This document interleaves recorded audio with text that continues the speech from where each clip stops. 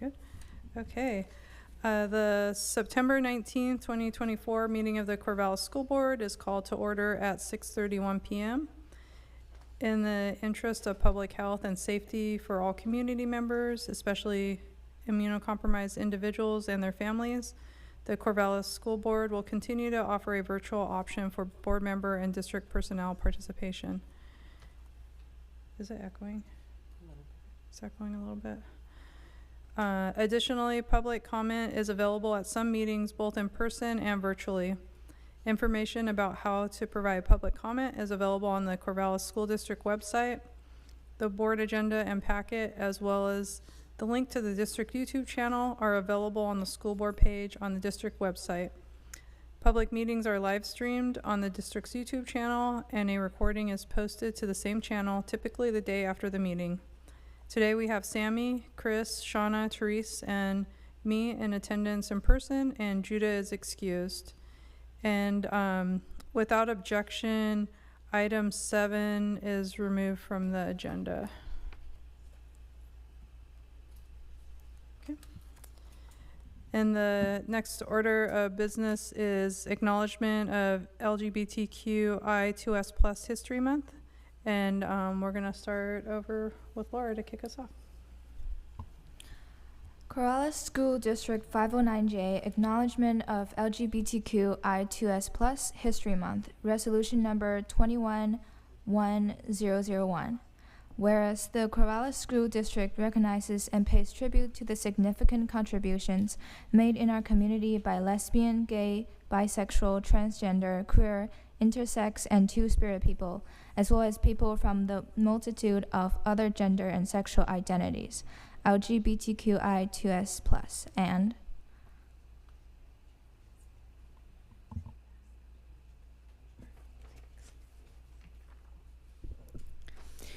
whereas the Corvallis School District affirms the LGBTQI2S+ students, families, staff, and community members should be valued for all aspects of their identities, and whereas LGBTQI2S+ History Month grew out of the establishment of what was then called Gay and Lesbian History by Missouri high school teacher Rodney Wilson in 1994, and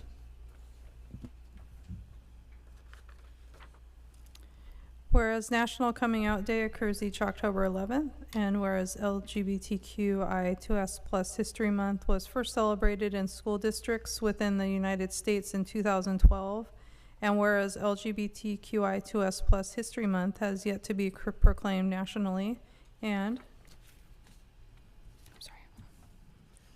whereas LGBTQI2S+ History Month has yet to be proclaimed nationally, and whereas LGBTQI2S+ history is not part of standard educational curricula, and whereas LGBTQI2S+ History Month provides an opportunity to continue the district's growth in learning about the many contributions of LGBTQI2S+ people to the nation, world, and local community, and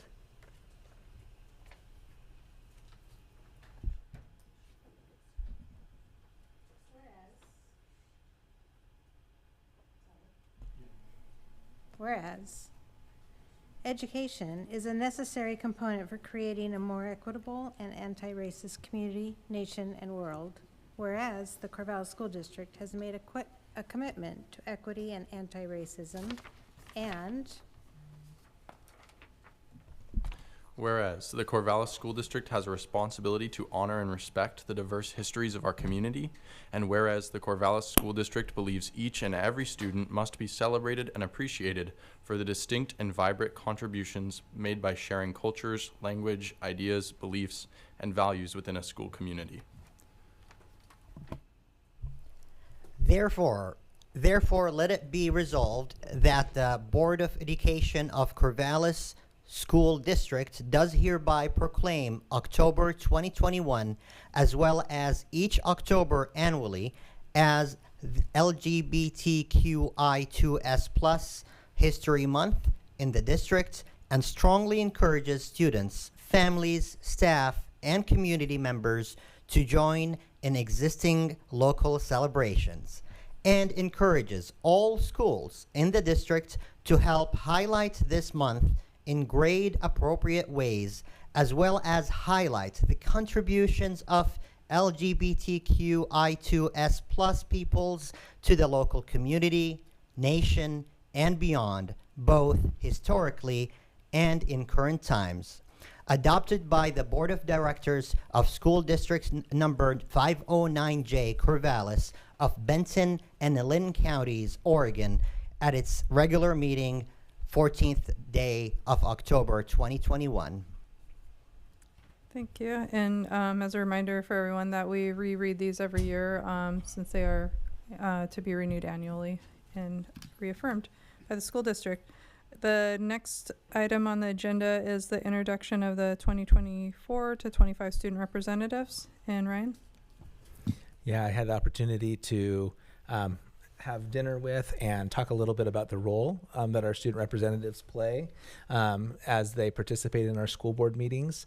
As you all know, our students are here at one meeting per month. Typically, it's our work session, and then at the second half of the year, when we get into budget times, it's during our business meetings, and they'll be coming forward and sharing information about what's going on in their schools, but also to be able to highlight the perspective of students in the decisions that we're making, which is really valuable.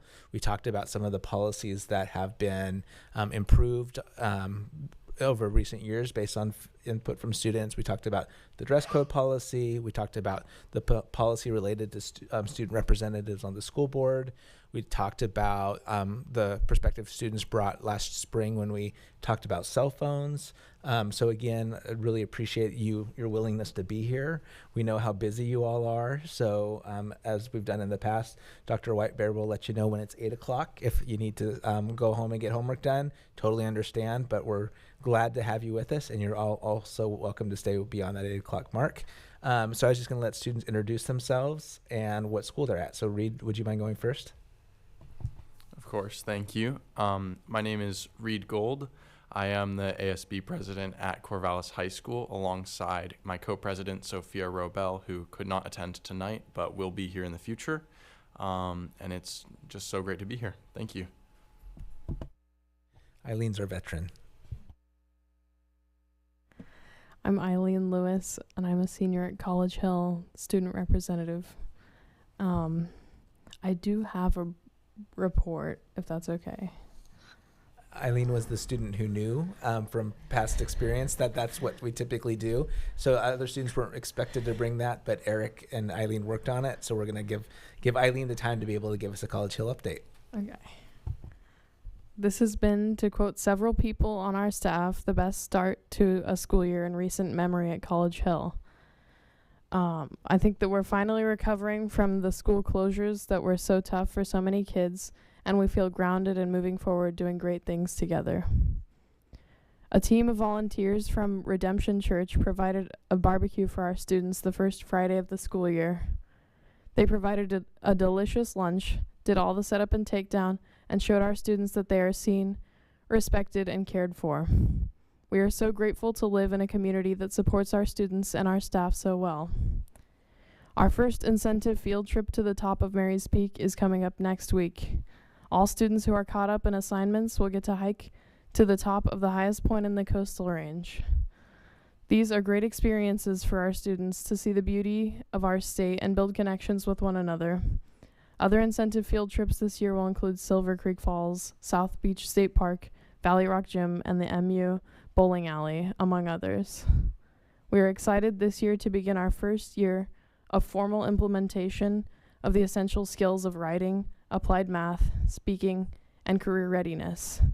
Each of our graduates will demonstrate these skills in order to earn their diploma. Our students are capable, and we are eager to support them in this. Thank you for your support. Thanks, Eileen. Laura. So my name is Laura Chen, and I'm from CV, and I am a sophomore, and I'm currently the only school board rep from CV, and at least for the first semester. Thank you. Hi, I'm Claire Williams. I am a junior at CHS, and I am the student representative from CHS. Well, again, thank you all for being here and contributing and participating.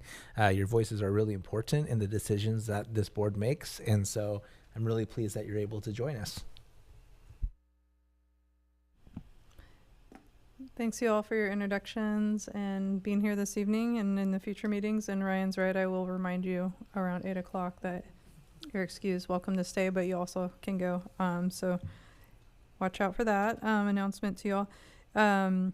The next item on the agenda is the Civic Campus Community Task Force, and we have Steve Clark and Penny York, the task force co-vice chairs.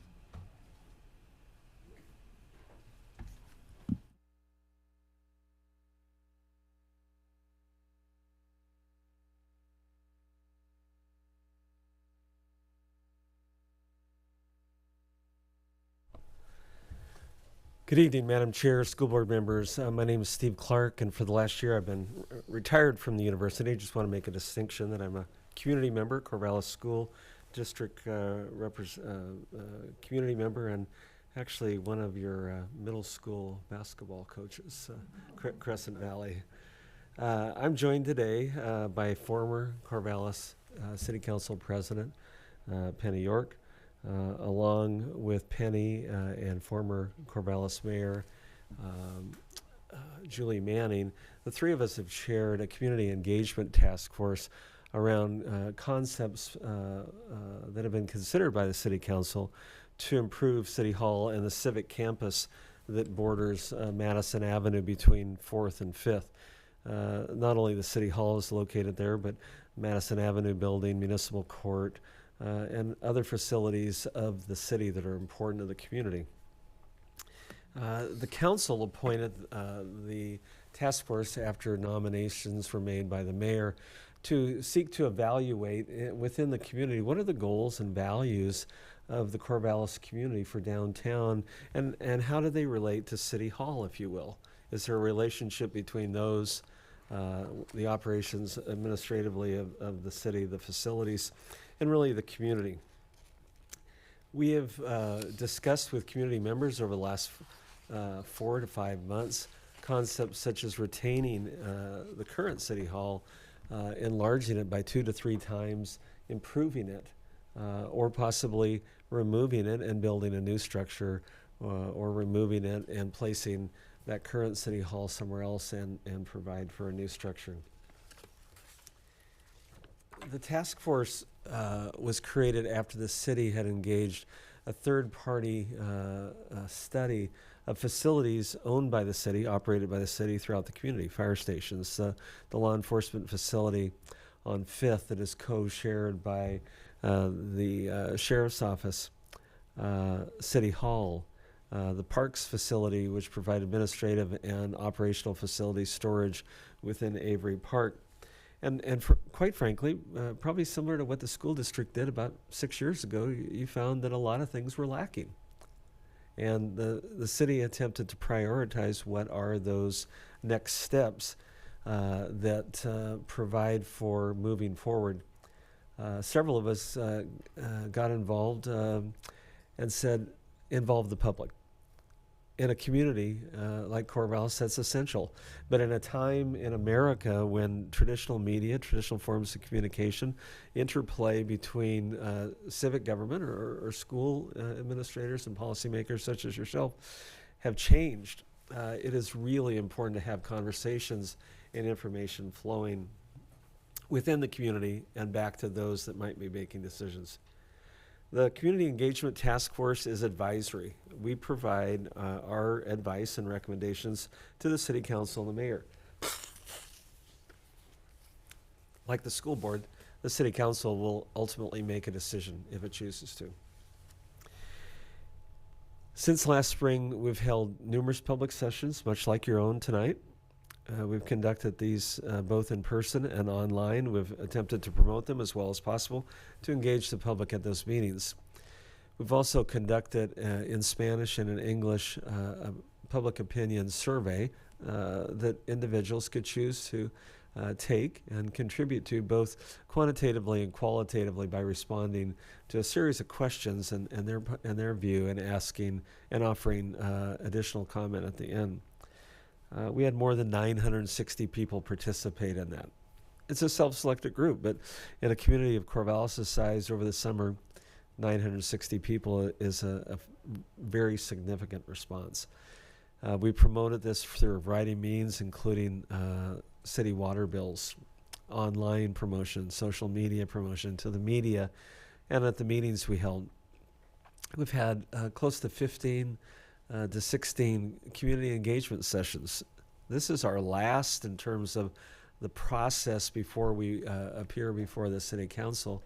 And while the quantitative research that we've been gathering through these engagement sessions and the online survey closed on August 31st, your input, your questions will be shared with our task force. It's a 10-person task force, very diverse in representation of the Corvallis community.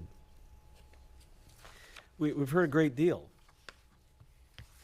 and I'd like to share a few high-level findings. Some of those you might have an interest in as they relate to Corvallis schools. You know, in a community like Corvallis, where not everyone is involved, there's some confusion. About 35 to 40% of the public think the county courthouse is City Hall. So we have some work to do in terms of providing orientation as to what's the county, what's the city, and who does what for whom. We found that there's a high priority, and I'm sure you've seen this as well, that customer service among community members is a priority. People want to be treated personally, they want to be treated effectively, and they want to be guided to the parties within City Hall, city administration that will serve them well. Transparency is a priority. If you've been to a city council meeting, I won't ask you to raise your hands. They're not held at City Hall. They're held in the second floor of the fire station in downtown. And for some, that's a lack of awareness or if you will even say transparency. Accessibility, not just accessibility into a building and its appearance is important, but accessibility for staff throughout a very old building that was built more than 100 years ago as a church and then remodeled over time. No surprise, there's been a lot of input on fees, taxes. People discern that a water bill, which includes a number of fees, not just water, is a form of, in their mind, taxation. We've gathered a lot of additional sense of input, and some of this relates to a support for education. We saw that in comments offered. Investment in our schools, investment in teachers as well. So what's our next step? Over the next 3 weeks, the task force will continue to evaluate the hundreds of findings that we have received from the public, input we've gathered in the more than 15 community engagement sessions. We'll draft these findings and use them as a basis for a recommendation to the council that will be provided on October 21st. In some respects, that's not the end of the train, so to speak. The council has to take that in hand and say, what are we going to do with this? Do we proceed to consider how to improve City Hall, the civic campus, or engage in other activities in downtown? The role of the task force, while it concludes in its charge of findings and recommendation, for several of us, it's very important that we close the door by informing the community as to what we heard, what we recommended, and allow City Hall and City Council to take the next steps in terms of engagement. Penny and I are available to answer any questions you might have, any advice you'd like to provide. We'll take note of your time. I know it's short on a busy board meeting. But thank you for your opportunity to meet with you, and thanks for the leadership and engagement you provide the community, and thanks for letting me coach the 8th grade now, Crescent Valley Future Raiders basketball team. Thank you. Thanks, Steve. Questions, comments from the board? Oh, Sammy? So I have multiple questions, but first of all, deep gratitude for you personally for coaching the team and for civic engagement and community service for the community, the university, and right now for the city. Same goes to you, Penny, and for the members of the committee. Really appreciate the hard work. One thing I want to caution is one thing I want to celebrate is engaging the community is crucial.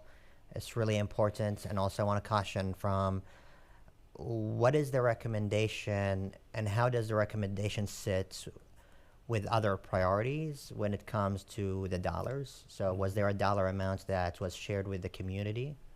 Was there possible taxes or fees or cuts to other services proposed? And the survey, it appears, and I did download the survey from your packets from Tuesday, and it does not appear it shows the question about the need in reference to dollar amounts. And I'm wondering, how do you feel about that, and what's the recommendation is going to be with the absence of that, if my impression is correct? So you're right. You saw what you saw. You said what you saw, and you saw that. The City Council did a resolution forming our task force, and it laid out our charge. It did not include analyzing the financial aspects. And the reason the council did that is they had several priority projects, not in ranked order. They picked the top 4, and the Civic Campus was one of them. But there are several others, and then there are others that are important, but they're not in that top 4. And they haven't yet prioritized them. They haven't been able to estimate costs because they weren't sure what kind of approach on the different projects the community would care about, would like. And one of the difficult ones to estimate the cost was the Civic Campus, because what's going to be done with the City Hall and how the approach to expansion is going to occur is a huge factor in being able to estimate those costs. So they're really holding the reins on looking at those priorities and what might come first. And along with that, the City Council has several options and ways to fund projects. And so they'll look at those different possible funding streams as well when they look at their top priorities. Again, they didn't give that to us to do. You won't be surprised to know that in our open-ended questions, we received a lot of comments, as Steve mentioned, about costs, advice, strong advice. But so we promised the council that we would give them the full data set. We did some analysis on it, some sorting and theming, as you and I have done. But they get all of the raw data too, so they will see all of that. But we'll only likely be making a recommendation about the importance of looking into that further and the comments that were received. So very reasonable, and we've had many people in the community say, yeah, but we were really looking at what might the Civic Campus look like, what to do with City Hall, and another element of that was how important did the community think it was for those services to remain downtown. And one thing we found in reviewing the data that we've received is that there was a very strong feeling that city services needed to stay in downtown so they're accessible, but also so that they make a more vibrant downtown. Thank you. Is the recommendation going to be this is high priority or low priority? Is the recommendation ready that we can probably hear it preliminarily? The recommendation is being prepared right now. It'll be a set of findings. It'll be published online in advance of the City Council's form of the packet. Members of the community can evaluate that and declare their favor or opposition to it. But as Penny said, this is but a process. This is step 1's been taken, evaluate facilities. Step 2, gain a sense of the community's interest, not only in just a civic campus, but in the downtown, up against other priorities that the public was willing to offer on its own, a balance of prudent taxation. So the council is the elected body to evaluate these things and determine both the priority and the acceptance of those priority and the order of how they are achieved, as well as how do you pay for these things, because nothing's for free. So step 3, step 4 we think, frankly, that the public is interested in a vibrant, from what we found, a vibrant, safe, inclusive, accessible downtown, and that should include, in many members of the public's view that we received, improved city facilities downtown. Add to it, we did develop key findings from our data, as Steve said. We've started to, or we're about to start drafting based the recommendation in the report, and at our next meeting in a week and a half, which of course is a public meeting, my guess is there will be a draft in the packet or a draft circulated at the meeting if we don't make the packet deadline. So there will be information out about how that's looking. The council gets it, and having sat on the council, sometimes you take a recommendation and say, that's great, we love it. Sometimes you tweak it. Sometimes the action taken doesn't look anything like the recommendation. So. Thank you. If I may, in closing, we know you have a large agenda, important agenda, is that it's important to have this outreach not only to community members, but to elected officials who are representative of other forms of government, because we're balancing the public's interest and the public's ability to prioritize and if you will, pay. So to let you know what we're doing is really important, and how you might help shape those decisions in the future is also very important. So please, we'll continue to keep you informed. Would ask you as community members, as school board members, to be involved. Okay, I'm gonna see if there's more questions too. Therese has a question too. Thank you. It sounds like you guys spent quite a lot of time with the raw data so my question is, in looking at, just at a very quick glance, I see that my zip code is really overrepresented in the people who chose to respond, 60% of people from that zip code. I'm just curious if the data points to any areas within our community, maybe by zip code, maybe by demographic, maybe by whatever you looked at, that you feel like are not, their perspectives may not be represented in the responses. Did you get a sense of maybe who have we not heard from yet? We used SurveyMonkey.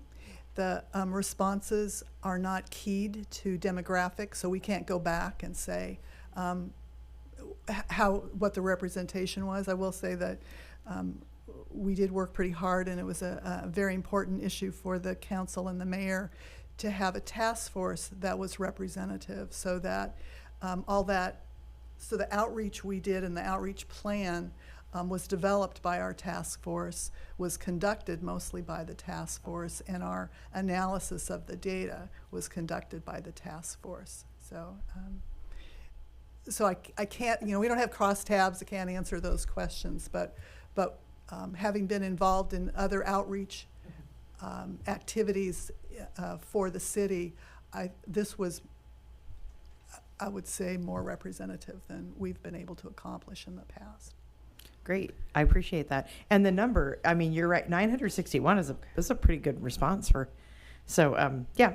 Well, anyway, thank you.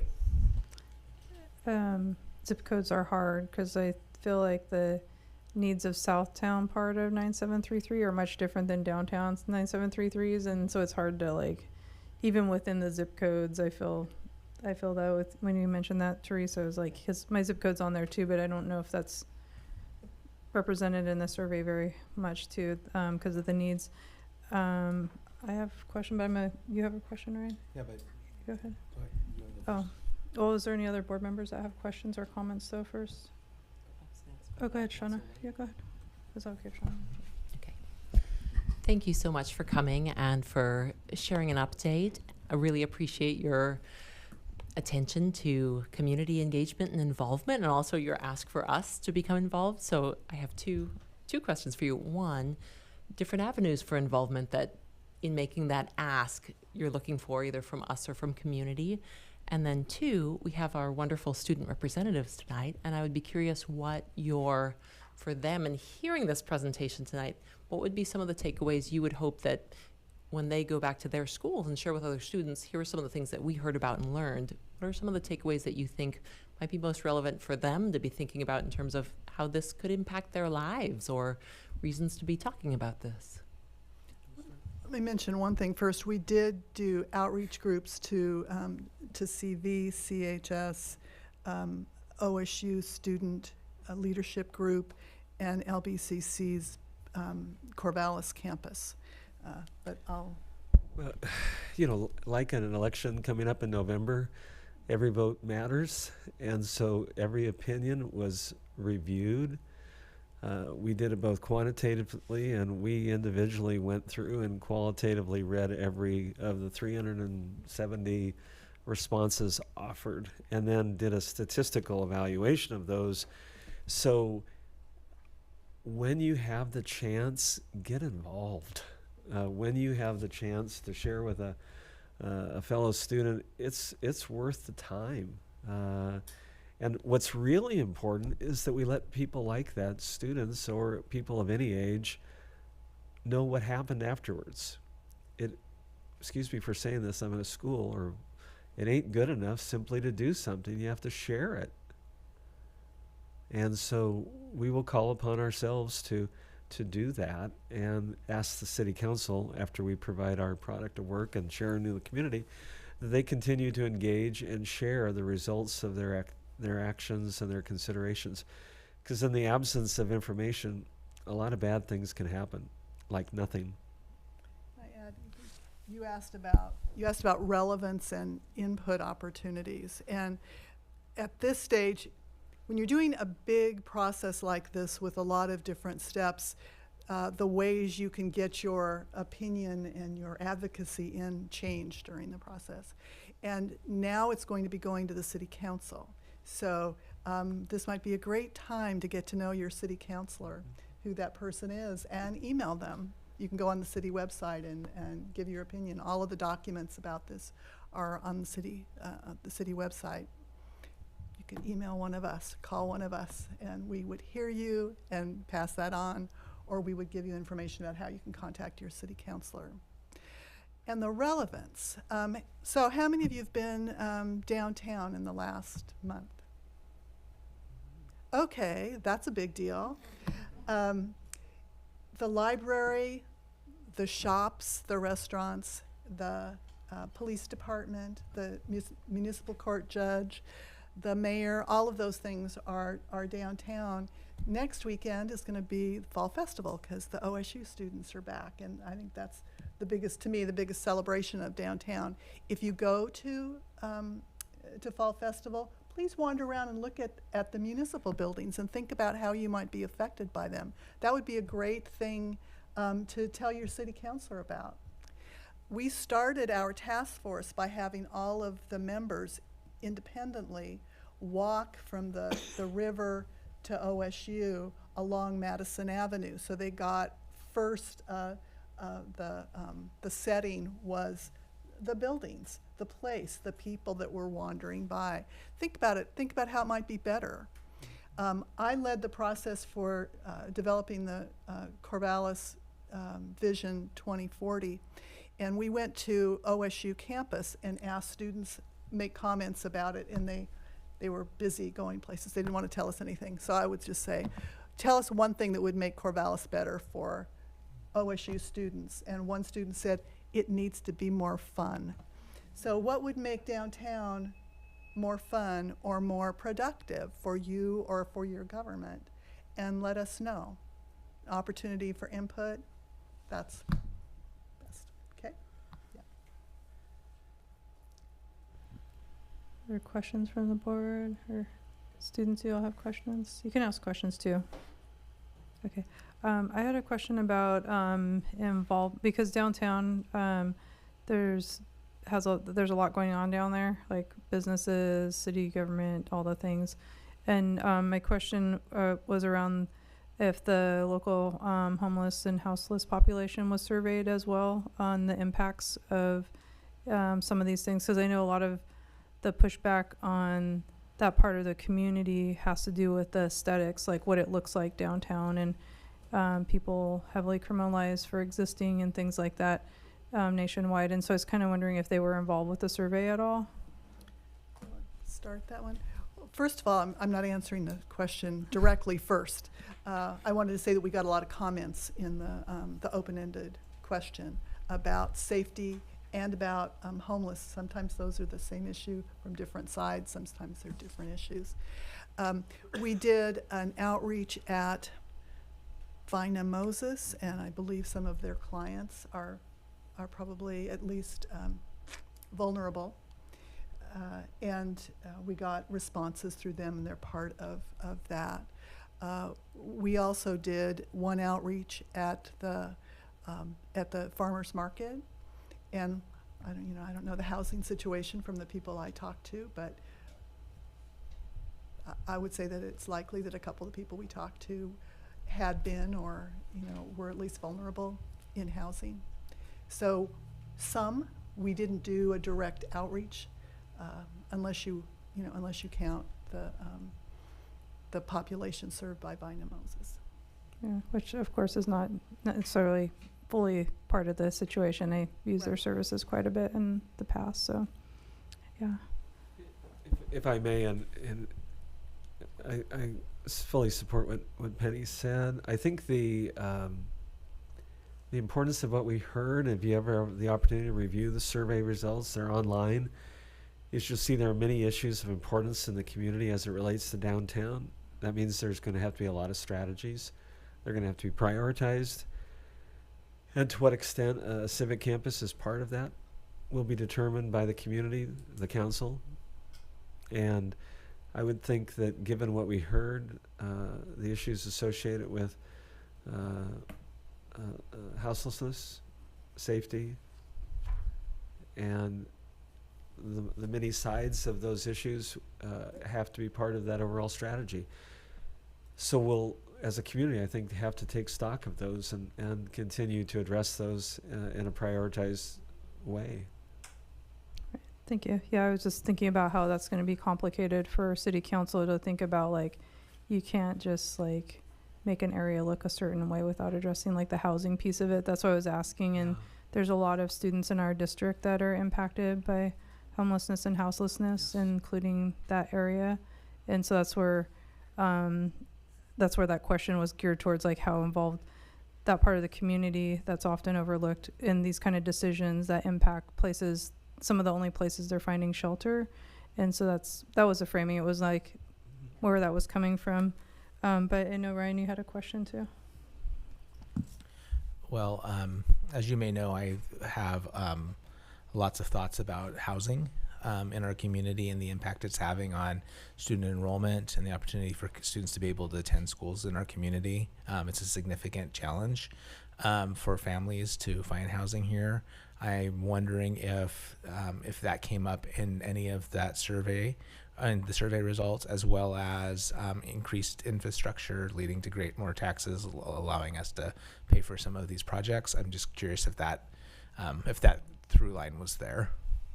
I don't remember comments about it in the survey, but we touched on that subject in our task force discussion as we were reviewing the comments, especially about as we were talking more broadly about downtown and the importance of diverse services, including housing.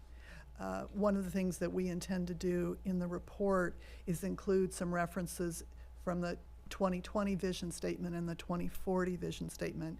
And I know the 2040 vision statement specifically talks about housing downtown and the need for Corvallis to ensure that all people who work here can live here and that there is housing available for people at all income levels. That would be amazing. Any other? Oh, you got another question, Sammy? Okay. And I want to just share my gratitude for the time that you shared with us. Are you looking for feedback from the school board? Yes. So I've spoken with someone who's putting lots of time into services in downtown for the vulnerable population, and they indicated for me that my phone call to them was the first outreach they received. And I would like to really emphasize how grateful I am for a building like that that might be a hub and that will bring vitality for the community. And this is my personal opinion and perspective. I worry about the financial aspects, the dollars, and how it would inform. I'm going to give you a rhetorical question here. What is the priority that we made in 2018 when we passed the bond for the school board chambers or the school district offices? Like, how much percentage did we spend from the bond? And the answer is 0. All the money went to the essential services for the children in the schools. And notwithstanding that there are some there's many essential services provided in the city hall and the downtown area that might be replaced by the civic center. Nevertheless, in my conversation with community members since from 2018 to now, they're really exhausted about the financial burden, and they are holding us accountable for every dollar we spend. And I really wonder, what are we cutting in order to fulfill some of those needs, whether council chambers or service areas with better and cleaner and safer buildings? And if we do, are we going to move the needle on Corvallis not being the highest rent burden community in Oregon, period, where many in this room still struggle to make ends meet and stay in Corvallis? So that's my feedback, is a word of inquiry on how are we going to put this in the priority list and make sure our dollars are spent to the most effective way, where affordability of housing, to the points mentioned, are still top there. We'll share your feedback with the task force and have the opportunity to include that feedback qualitatively in our report. I think you have the opportunity as a member of the community to testify before the city council and provide for an orientation of what you feel are the priority services that are required, and how they are funded, and when those funds are expended for what or what not. Before coming to Corvallis, I was going to say before coming to the university, I'll go ahead and say that I don't represent the university as a community member. I've noted that there are lots of opportunities for governance, investments, priority setting that this community has the opportunity in the future to evaluate and take if it chooses to. And you did that over the last 2 bond measures, and congratulate you for that. I used to chair bond measures in the Tiger 12 in the school district. So, to your point, you prioritize by school district, by neighborhood. You led by making choices for investment. I have confidence that the council will consider this seriously, and the comments that are provided beyond those that come out of our task force report and findings, and yours at a council meeting, I'm sure would be welcomed as well. Thank you. Appreciate it. I'll put my city council hat on, even though I haven't really worn it in quite a few years. But I kept putting it on during our task force meetings. The services that are provided through city facilities are essential services to our community. We provide safety to your water. We provide safety to your buildings, your streets, municipal court services, law enforcement services, building services, building permitting. And just as you, so I've been on your budget committee, and I've listened to you talk about the importance of your faculty, especially all your staff, but certainly your teachers. The council also puts a high priority on being able to attract and retain strong, competent, community-minded employees. So having facilities that somebody will say yes to an employment offer is a good thing as well.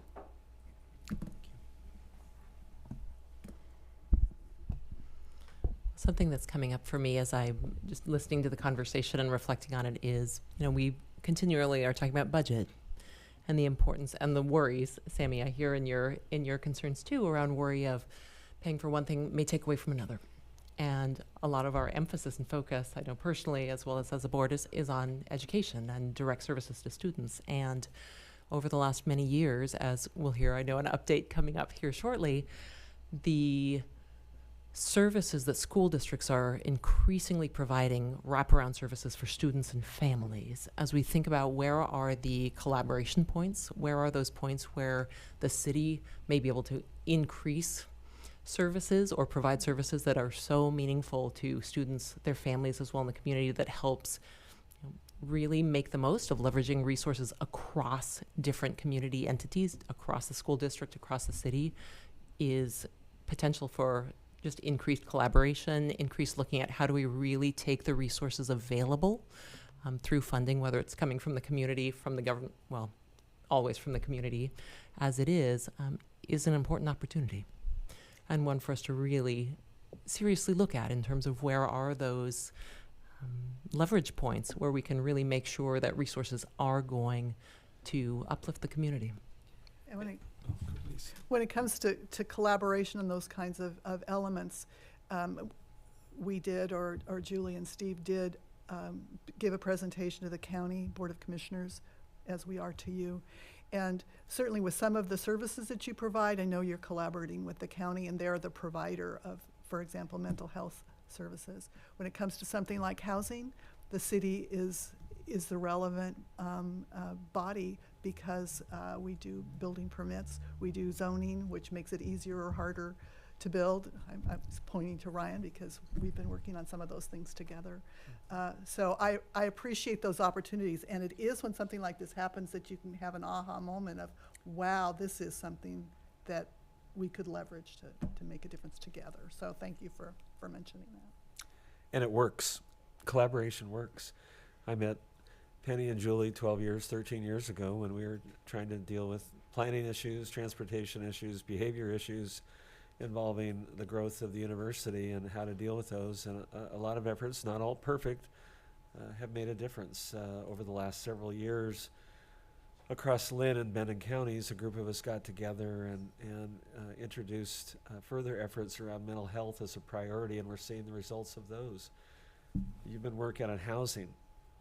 Have each of you, have the business leaders in this community said that housing is the first priority that will provide the ability to appropriately tax and provide laughter in neighborhoods?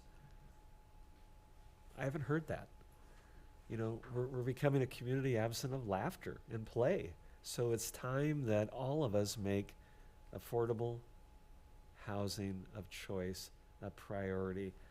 And that'll benefit the school district, that'll benefit the community, that'll certainly benefit the people who live here and those youngsters who will have a chance to play. And like I did as a middle school boy, get in trouble occasionally.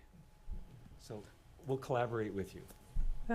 I usually am like word over time, but I see Reed has a comment and Therese did, so I'll take the last couple comments really quick, but go ahead. Hi, so I just wanted to comment. Being a student, I'm not intimately aware of like our budget and the status of all that, but I hear a lot of talk about prioritizing, what do we want to spend limited funds on? And we want to, improve student livelihood, student engagement for, the least amount of money that we can afford to. And so we have to choose what we want to prioritize. But I think it's important in this situation to acknowledge the importance of the fact that education is not just in schools. It's in what we do in our communities outside of the classroom. And I think that through what we're suggesting here of sort of maintaining a sort of vibrancy in our local political governmental buildings and our community as a whole can provide students with, more of a welcoming pathway towards civic engagement and just instilling sort of a sense of pride in our younger community, which could encourage them to be more involved in local politics, local government, and eventually their school governments as well. And if we can improve that sort of school spirit, community spirit, I think that we could see some serious improvements in the way that the youth of Corvallis are sort of seeing our city and, as well as our schools. Thank you. You're right. Well, I had one comment, but now I'm a little bit embarrassed to have to follow a read because that was such a great comment. So I'm going to amend my comment to say that when you all turn 18, I'll step down and you guys can arm wrestle for my seat because you're obviously ready to do this work. That was really very well said. I just wanted to say that what excites me about what I'm seeing in this, and I guess this is my qualitative data you can throw into your report, is that I think we will miss a really big opportunity if we treat discussions around the civic campus as if it is separate from all of the other services that our city is responsible for. We need to be looking for the integration of those services, and we need to be looking at how we do each of them optimally for our entire community, for all that we are responsible to represent. And I appreciate, and I think many of those who have spoken tonight have hinted at, or even outrightly stated, we have to make sure that the way we do this does not overlook the impact it will have on specific groups as we start to talk about space and as we start to talk about, the impact of renovating or expanding our footprint downtown and what will happen to the people that use that space for other things. And so I would advocate that we look at how we can co-locate the critical services of our city so that those community members who are the most vulnerable are able to be served in those spaces. When we have people making decisions about housing, there should be people that represent those who need housing nearby. They should be across the hall. They should be in the same building. It should be, as we did with our schools when we remodeled and we created these wonderful collaboration spaces, we should see collaboration at the heart of however we lay out these spaces, because renovating our civic campus shouldn't mean that we are not also looking at housing, at water. And I think maybe some of our community members might be surprised to learn the amount of effort it takes to make sure that the delivery of our basic utilities is safe and accessible. So that is also an issue of equity, and it is an issue of housing. It is an issue of being able to thrive developmentally in our community. So I hope that becomes a big part of the conversation, and we're looking at those key voices, and we're not asking them to find times to come together. We're asking them to live across the hall from each other so that you can't talk about one without the others being able to be part of the conversation. So I think this is exciting, and I hope that's the direction that the council will consider taking, that these are all important, and we need to look at how we're going to integrate and roll out so that we can move these things forward. I appreciate that, and I really, really strongly encourage each of you, most of you, to reach out and make the comments that you made to us to your city councilor. When they've heard it directly, it makes a tremendous difference. It always depends on when the meetings are, right? And so that's Email. and so there's yes and yeah. But I will just say one more thing and then do the thank yous to you all, is that if there's a way to incorporate feedback in there around adding protections for the local homeless and houseless population downtown, rather than enforcing more rules and regulations that criminalize people and also fine them, in an effort to not just keep like this image of like what is acceptable, who's acceptable in a space, I think is going to be really important to have a space like this because everybody's part of the population. And it always concerns me when people's housing situations are coupled with lawlessness and criminality and things like that, because they're not always one and the same, or even addiction. And there's not conversations about housing being like one of the top ways to do harm reduction and things like that and address addiction and all those things. And people are viewed in a certain type of way because there's an image that wants to be kept. And I worry about because it does sound like a really nice facility, and knowing where it's located and knowing who stays there in those areas, of those folk feeling like they don't belong in our community too. And so if there's a way to help people feel included by having some kind of protections or around them downtown too, that would probably go a long ways too. And so to your point, I would be happy to share that sometime with somebody too. But I did want to thank you for your time tonight, Penny and Steve, and it's always good to see you both. And thanks for bringing your report. And we have not gone over this much for a long time. So obviously, we were excited to talk to you about it. Thank you. so Thank much. you. Mhm. We appreciate it very much. Take care. And the next item on the agenda is the sustainability update. And that's Kathy.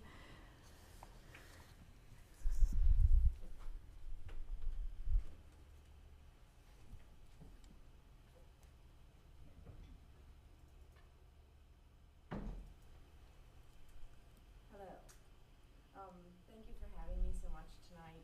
Oh, I don't think you're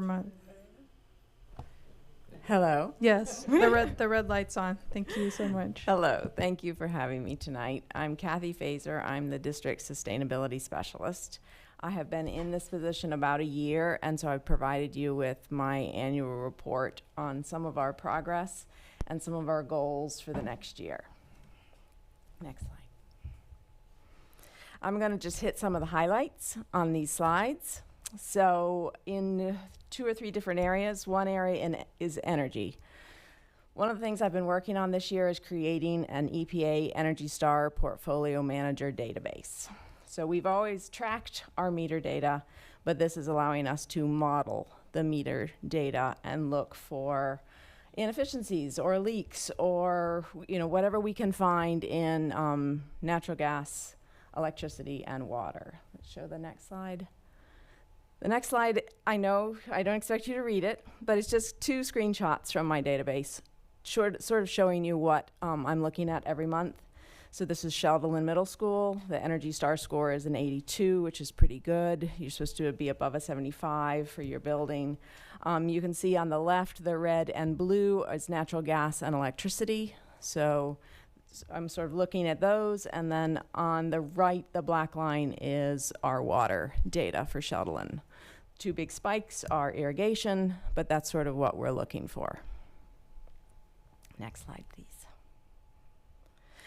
We've got lots of things we're working on the waste stream. So last year, actually it was the spring before last year, we started composting in all of our kitchens. So any food that cannot be served is composted back in the back of the house. And then we have most of our elementary schools composting in our cafeterias. Some of our schools, middle schools and high schools, are more complicated. So I'm gonna work hard on the elementary schools and get those systems smoother, but some of our high schools, College Hill and Sheldon, both have voluntary composting. So that really changes our waste stream. We have also put in a grant application with DEQ for a pilot low waste cafeteria at Sheldon. And that would be milk dispensing, reusable silverware, reusable trays, reusable boats. So that'll be pretty exciting. If we get that, we'll hear about that in December. Next slide, please. This is just Garfield kiddos showing us how to compost in their cafeteria. Next slide. Every elementary school sets up their own. It works differently at different schools. So that's Lincoln on the left and how they set up their compost line. And then on the right is a waste audit that I was able to help with at Mountain View at the Green Team, talking to our students about what is our waste stream, what can we do about it. So we did waste audits at most of our schools last year. Next slide.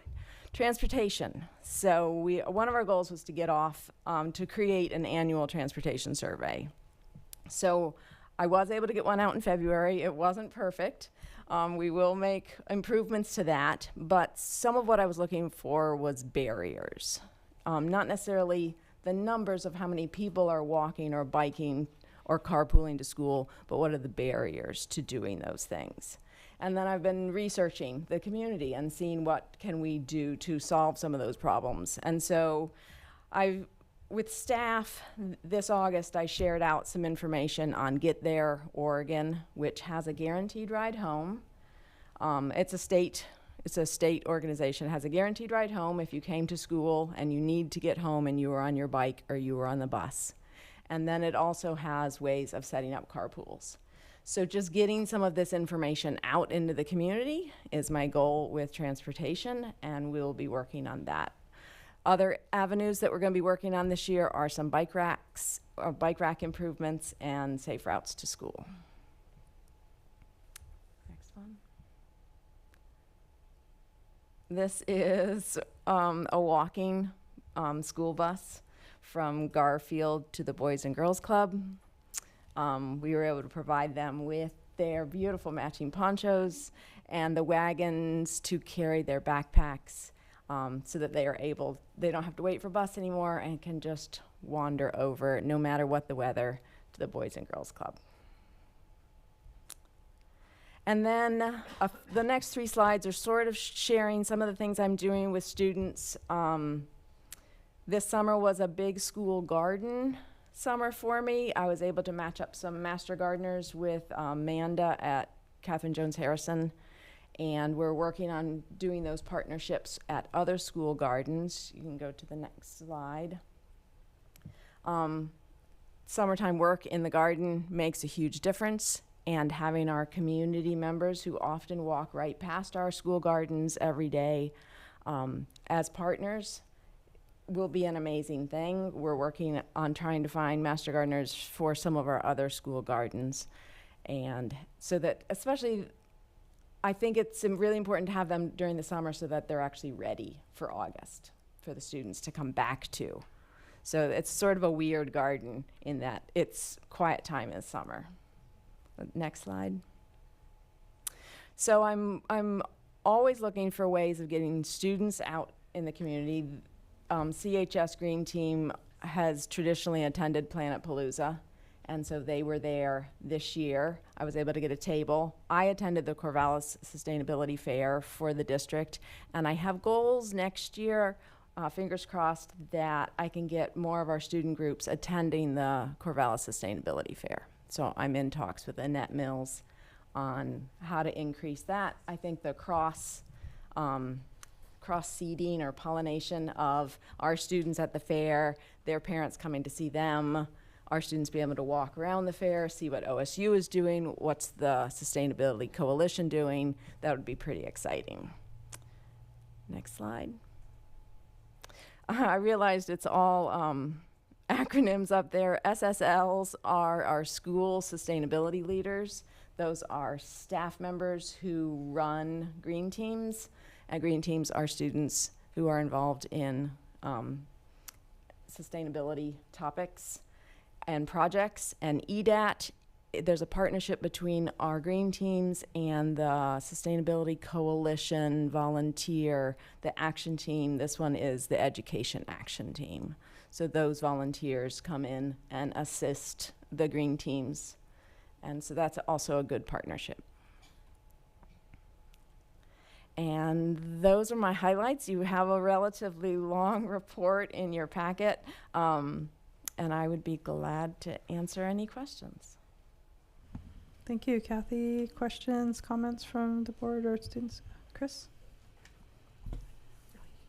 Thank you for all that you're doing, to you and Kim. I know when I've been in the schools, I see what's going on at lunchtime and the waste recycling and all of that. And I guess it's more just a comment that I want to appreciate all that you're doing. And I asked several of the custodians if this is more work for them and how do they feel about it, and is it going okay for them? And they all said it's going great. Like, they don't mind. It's not a lot of extra work. They really enjoy having students help them, and I watched some of the kids get involved, and that was really exciting to see the kids take charge of all of that. And so I just really appreciate that you're doing this, but also that it's involving students and that they're learning about sustainability and they're not complaining. They're appreciating that the people that are actually rolling up their sleeves and having to do the work. And so I thought that was great. Thank you. I think our campus stewards and custodians are amazing. And I've really tried to push the green teams into saying, if you want a project, who does it impact? You know, talk to your campus steward, or talk to your principal, or talk to the bus driver. You know, who do we need to involve? So that's been kind of fun. Thank you. Thanks, Chris. Therese?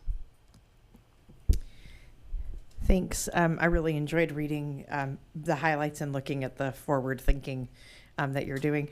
I have a question about, so this kind of relates to budgeting. So when we, you know, when I'm thinking about like the kind of district that we want to have, I'm always trying to think about what does it actually cost us to have the district that we want? And then, you know, we don't always have enough money for that, right? And in our community, we're really fortunate to have so many dedicated community members that are willing to step in and help. But I'm always thinking about what's the price tag to get the things that we consider to be essential done. From your perspective, because I'm looking at this list and going, well, some of these things are definitely, we're needing volunteers to make them happen. So what's your sense? And you might not have an actual number right now, and that's okay. But what's your sense about the amount of hours or work that is going into making this possible for us as a district that's coming from the kindness of our volunteers but unpaid contribution? To think about if we wanted to go to Salem and say, to have a thriving district, this is how much we need, and this is how much our community is doing right now, that we would need to fill in if we didn't have them. I'm curious your thought about that. Yeah, I don't have a great answer to that yet. Some of what I have found is that we're doing the right things. Like, you know, building the database. Our electricians are watching, you know, our HVAC programming, and our plumbers are watching for water leaks. So we're doing many of the right things already. Some of it is getting it organized and telling the story of what we're doing. And of course, volunteers, we couldn't do it without, you know, the green teams are well supported by volunteers. The gardens need volunteers. We couldn't, like you said, we couldn't do a lot of what we do without it. But I also have found that those are the exciting, like, people are super excited to be involved in in the green teams, in the gardens. So yeah, I don't have a great answer. That's okay. And then just as a follow-up to that question around involving community members with this, do we have a relationship with the green building certification program at Lynn Benton for the students that are going through the sustainable building management program? That's an interesting question. I'm starting a partnership. One of my lower performing schools in my database, this is the first time I built the database, so I could have made errors. So I'm actually starting a partnership with the Commercial Building Energy Audit Group. That's an OSU Lane County, or Lane community. So I know we're going to build that partnership and have some students help me analyze this one building and see, have I made mistakes or what improvements can we make? But I haven't reached out to Lynn Benton. Okay. They have a pretty great program, and they've added some new tracks, and I think some of those students are even our own graduates from our district, so that'd be pretty cool. And then last thing, can we get a video of the walking school bus? Like, I can work on that. We need to have that, like, for posterity. We need it. They're adorable, so we need it. I need to see it because it makes me happy. I see them in my neighborhood. But also, that's such a great and novel idea. It would be really cool if we had something we could demonstrate. And cute little kid faces, they compel people in ways that our words do not. So anyway, plus they're stinking. If you haven't seen them, they're adorable walking. Like, I want to hang out and see them go because they look so cute with their The wagons. Yeah. Anyway, Thank you for that. Thank you I'll for work doing on that. It yeah. really makes my heart very happy to see them out there. Eileen, then Sammy. Is there any collaboration between the green teams, like, for example, from the high schools going to the elementary schools and helping out? We've talked about that. It's somewhat challenging with scheduling. I would love for that to happen. So help me out at College Hill. That would be great. We come up with ideas. I also think that probably having as many green teams as possible presenting at the coalition's fair and you guys seeing each other will sort of have that grow. But yeah, I would love to work with you on that. Kathy, thank you very much. I can see it very vividly that sustainability work is showing in our educational programs, in our buildings, and our work as students, faculty, and community, and the partnership. So I really want to thank you for fostering all of that. And it takes a team, and I appreciate you uplifting that team. And in the spirit of looking ahead, I have a question and probably double-edged question offer. So, in the spirit looking ahead, one of the prioritized work that you have is for 24-25 under goal F2 strategy, F2.1 and F2.2 is establishing a district-wide indoor environmental monitoring program. And I was always curious that we have coming soon, learn about indoor quality monitoring on the webpage we're eagerly waiting for. So I'm wondering what plans are there. And part of my question is the offer that NSBA, National School Boards Association, in partnership with the National Grow Green Initiative program, received a sizable grant from the EPA to invest in improving indoors qualities and help school district leaderships really steward that work. So I'm wondering if there are any opportunities or any share outs we can share that this is what we intend to do, and maybe we can bring in some resources or support for that. Yeah, I was doing research this summer on if there are districts in Oregon that have indoor air monitoring, and I haven't found any. We've obviously been careful for years with what cleaners we're using, and things that we're doing within our buildings that could create pollutant problems. We've been aware for years. If you have leads for me, I would love to have more of that. Yes. Yeah, that'd be great. Keep in touch, Sammy. Will do. I'll pass it on. Any other questions or comments, board members, students? I had a question. I really like seeing the composting going on, and I'm wondering how, if you all are noticing students understanding consumption in a different kind of way by seeing the waste with the food.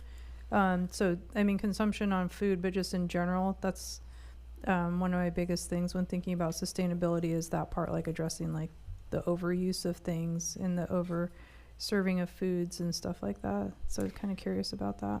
Yeah, we're always caught with food and the cafeteria. We're always caught between what the students will eat and what we can serve them federally. Mm-hmm. And then there's usually always especially in the elementary school, but also some of the middles and highs, a sharing table. So things that are unopened, unbitten, whole fruit, things that are packaged can be put on a table and shared out. It is pretty fascinating to be in the cafeteria and watch the sharing table.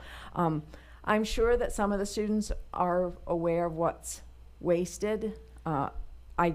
I don't know. It would be interesting for a green team to go out there and study, ask their peers, how do you feel about food waste after we've seen, some of what's going into the cafeteria bin versus schools like College Hill that take a lot of their compost to their chickens. So, each community does a lot of different things with how they're handling that food waste. It's also dependent on your kitchen manager. They can make a lot of really great choices, and they're very aware of what their students will eat and what they won't eat. And it is different in every school what the population wants on the salad bar. So yeah, I don't have a great answer for you on what the students are thinking, but it is an interesting study to be watching and learning from. Yeah, I was just kind of wondering because you see more and more consciousness around that, and like even like using reusable and everything like that with students. So I love hearing that in the works too. So yeah, so thanks for your work. And thank you. I don't think, oh, sorry, Reed, you have a question. Thanks for catching that, Ryan. I just had a comment sort of regarding that idea of like the student perspective on the food waste issue. And as far as if the green teams, green clubs are, sort of doing studies on that. I know it is definitely on the top of a lot of people's minds at CHS at the very least. A couple years ago in my sophomore or freshman year, there was an effort to try and reduce the amount of wasted fruit, because I think that in a lot of cases students will choose to reject the fruit that they're required to take by, law, so that can't really be avoided by us. But it used to be a lot worse. I think kids are becoming more and more aware of it. They're making an effort to either eat the fruit or find a friend who is interested in it. I regularly have a friend who's like, oh, I don't want this. Do you want this banana today? Something like that. So I think it's important to note, like, students are invested in it. We're definitely interested. We have a really successful green club, at least at CHS, who made the effort to install compost bins all around the school, not just one in the cafeteria that's big, like having little compost bins outside of many classrooms, because students, get their lunches and then disperse. And so I would say that the general effort is there. Students are conscious of the food waste, and in some ways it's hard to avoid, but I'm sure that they're interested in whatever you would be able to talk to them about, ways to improve it. I would encourage you might or might not be already in contact with CHS Green Club, but they're very invested in the issue, and I'm sure they'd be happy to collaborate with you on that. Yeah, thank you, Reed. It is a huge club, very active, and I've been able to visit it a couple times last year. It's actually a highlight for me to be able to go to the green teams, because there's a lot of amazing positive energy, and there's lots of things I can't change. Like, I can't tell you to eat your banana, and I can't tell you how to get to school, but the passion of the students can change the hearts and minds of their peers and their parents. And so that's some of my goals, is to get the green teams to really think about what change they want to make this year. Thank you, Reed. I remember a presentation by students about Green Team it was a while back, huh? Yeah, so it's cool to see the continued involvement. So thank you, Kathy, for your time this evening. Thank you. Have a good evening. Okay. So right now we're going to take a moment. The board needs to take a moment for an important announcement within under our purview as a board. And so if you can just give us a moment.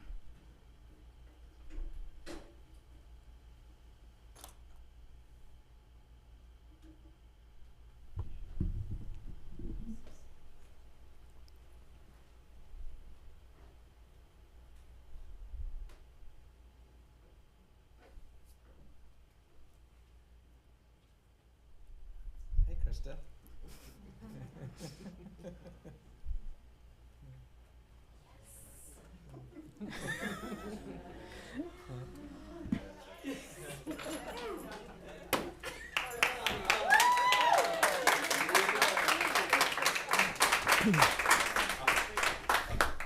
That was unexpected. I thought maybe that was a little unexpected. That's good.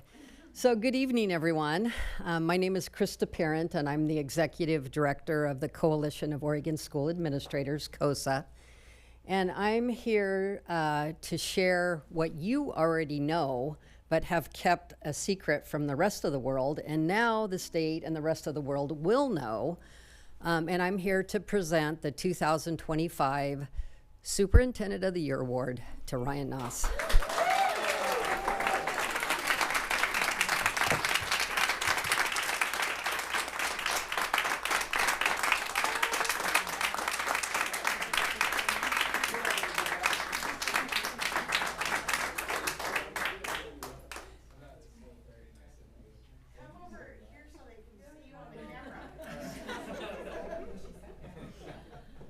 So just a couple of things I want to share about this award.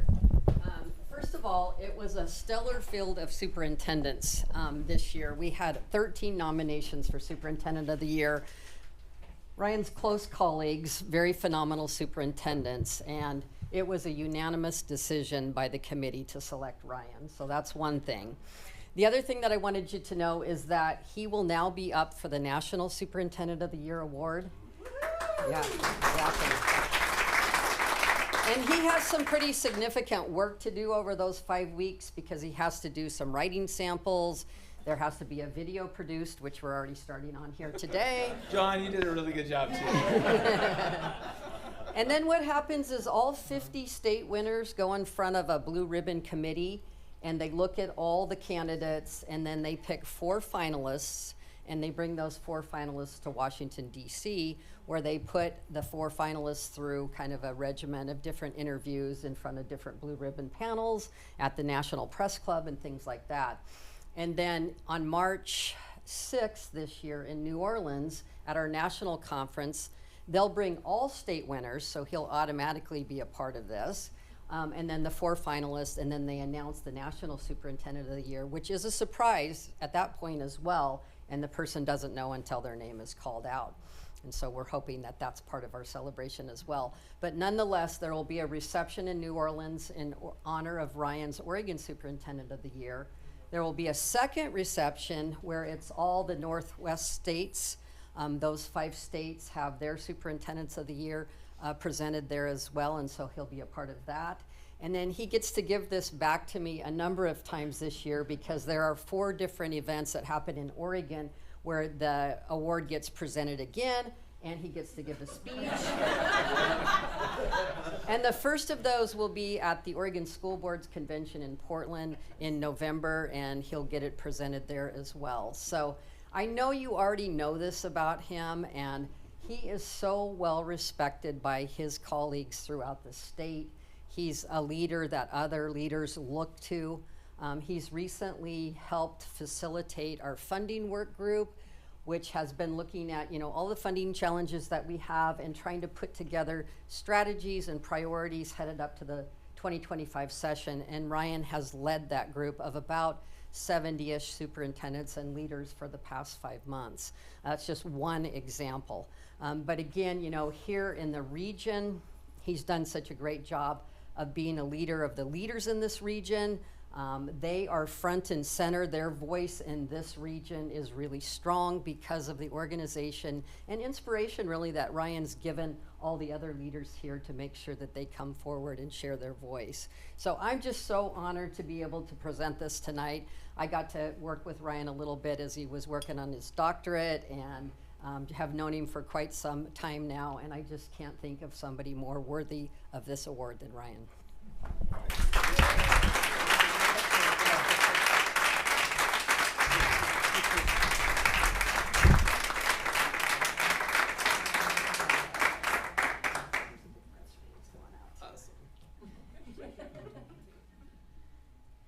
You can practice your speech.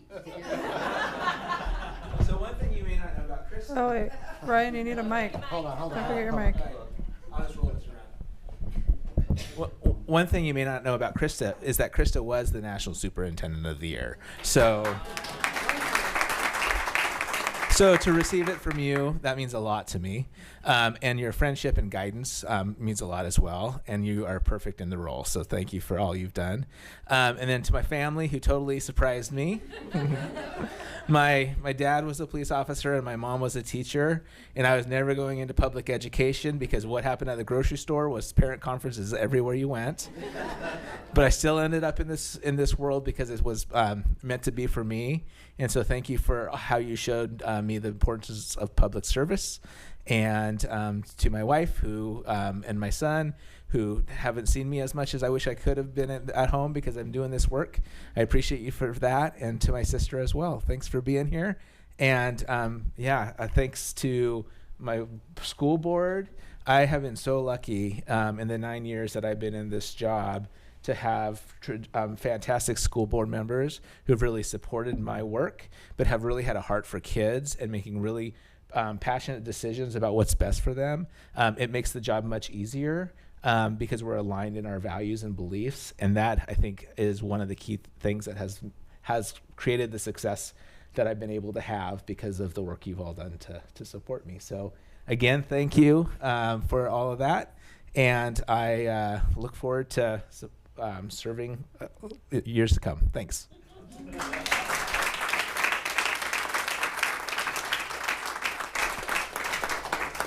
I'm so excited to have you as the superintendent of the year, as our superintendent, and thankful to work with you, Ryan. And it was really fun trying to coordinate this without you having any idea. So hopefully it was an actual surprise. Total surprise. Yes, we did it. And thank you for nominating him. Up to the point where Sammy gave me a look, right? Yeah, so we're going to take a longer than 5-minute break, so probably about 15-minute break to allow folk to congratulate Ryan. I'm sure they want to take pictures with you, especially your family. and probably some of your staff too. And we have cake to share with you. We really planned this, Ryan. So so we have a celebration cake to share with him as well. So Had I known, I would have wore a tie. it was a surprise, so we couldn't tip you off. Yeah, there would have been cake tonight if people. There's people here, so yeah. Okay, so if we can put the 15 break thing on the. Thank you.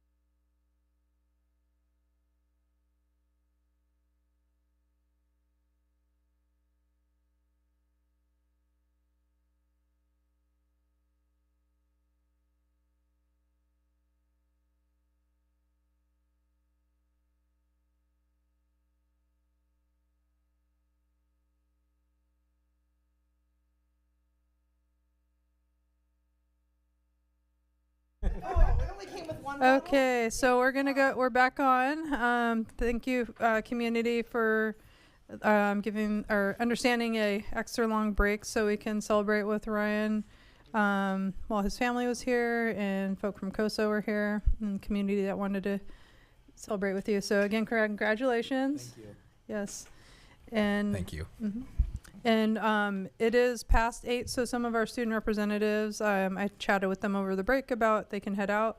And so if other students need to leave at any point during the meeting, I already talked to them about they can just head out when you need to, or you can stay for the whole time. But the next item on the agenda is a student and family services update. And I'm gonna pass it over to Sabrina, Sarah, and Brian. I'm not thrilled about having to follow cake. That feels a little rough, but congratulations. Made me a little teary. It's very exciting. Okay, we're happy to have you here. I've heard very clearly that it's not a mandatory bedtime, that you're allowed to leave whenever you want. So that's very exciting for you. And we brought around one of our magnets for each of you that we made this year that you can take home with you. We're going to talk about a whole host of things this evening, but in a timely and concise way. There we are. This is your reminder that we're just people in the people business. That was 4th grade, pre-context. That's unfortunate. But, oh, aren't those good pictures? Yeah. Wait, what grade? Is it all 4th grade? No, mine's 4th grade. What's yours? I think I'm like 2nd grade. 2nd grade. What are you, Sarah? Mine is kindergarten. Kindergarten? At Harding. Oh, that's very cute. Byron, you want to start us off there? Sure. And don't forget to turn your mics on, the little red light's on when it's on. There you go. Thank you. Thanks, Brian. All right. So, is it on now? Okay, perfect. So my name is Byron. My pronouns are he, him, his. And as we get started, I think the thing that we were thinking about when we were thinking about this presentation that felt important to note at the very beginning is that we have this opportunity, the 3 of us with lots of other people, which we'll show you in a few minutes, to be in these positions where we get to be like the keepers of lots of people's stories and experiences. And then we get to hear what's happened to people or what's going on in their lives and hold that.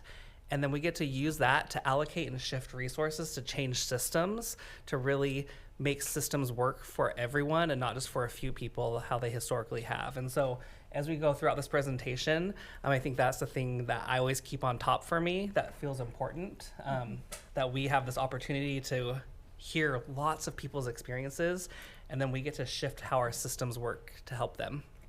Perfect, thanks. When I first started sharing this picture, it was a couple of years ago, and I used it as my Google Meets picture and a couple of other places, and it was in a moment where we were realizing as a department that it was important to start reminding people that we're just people in people business, right? Working with people. And I think there's kind of no better way to do that than to see the younger version of yourself that's just much more authentically who you are. I've seen that version of Byron. I know him. And so I appreciate seeing that and thinking about the importance of us as leaders, also just being people with our own stories and our own lives. And I think that's important as we do this kind of work. So it's great. It's a great start. Okay, you are familiar with me, and that's not me in the picture, but that's one of our awesome, great kids having an awesome, great experience. My sister and my son. But he is sporting his Mountain View sweatshirt. As you know, I kind of hold this position over these big teams doing big work, and we're going to spend a little bit of time today talking about what some of that work is and what some of those teams are. Okay. Byron, why don't you start us off? Yeah. So again, I'm Byron, and I am a building principal and a special education coordinator. And then in our special education department, we have 3 SPED TOSAs. Those are teachers on special assignments that support, they are all assigned to different schools to support special education needs there. We have Allison Patrick in our department, who is a data specialist and the technical side of all of the things that need to be done. And then our physical therapist, Garth, and then Logan, our occupational therapist. The addition of the 3 sped TOSAs was new to us last school year. We're going into our 2nd year of that. And I think the only piece that I would say about that is what a tremendous support that has been to our special education department. And I would say in some ways has brought that department into some of its healthiest space of people feeling like they have support, people to turn to, able to get support right away. It's just been a pivotal change for us in our department. Okay. So we kind of have in our whole department at large, in the House of Student Growth and Experience, which is my Harry Potter reference of the night, we have kind of the special education portion of this, but then we also have these critical staff members who live right outside that world. So Keela Lynn is our social worker on assignment at the district office. So she does a ton of support for our counselors and social workers, our mental health team, and then she really holds our suicide prevention and postvention work. And you would have heard about that last year when we were here, and is a helpful reminder of the work she's done in our district, but also in the community, and kind of keeping those teams moving. And then she also provides a tremendous amount of support for us in crisis as we respond to kind of crisis events in our schools and community. Martha Calderon is entering her 2nd year with us as our mental health manager. Previously, she worked in one of our schools. Erin Womack is our tremendous Medicaid specialist, sought after by all districts at state and county and community levels. We do try to remember he is a free person and he is allowed to choose the job that he wants, but we do beg him not to choose other ones. And then Sarah Devine, who's right here, who can introduce herself and what she does.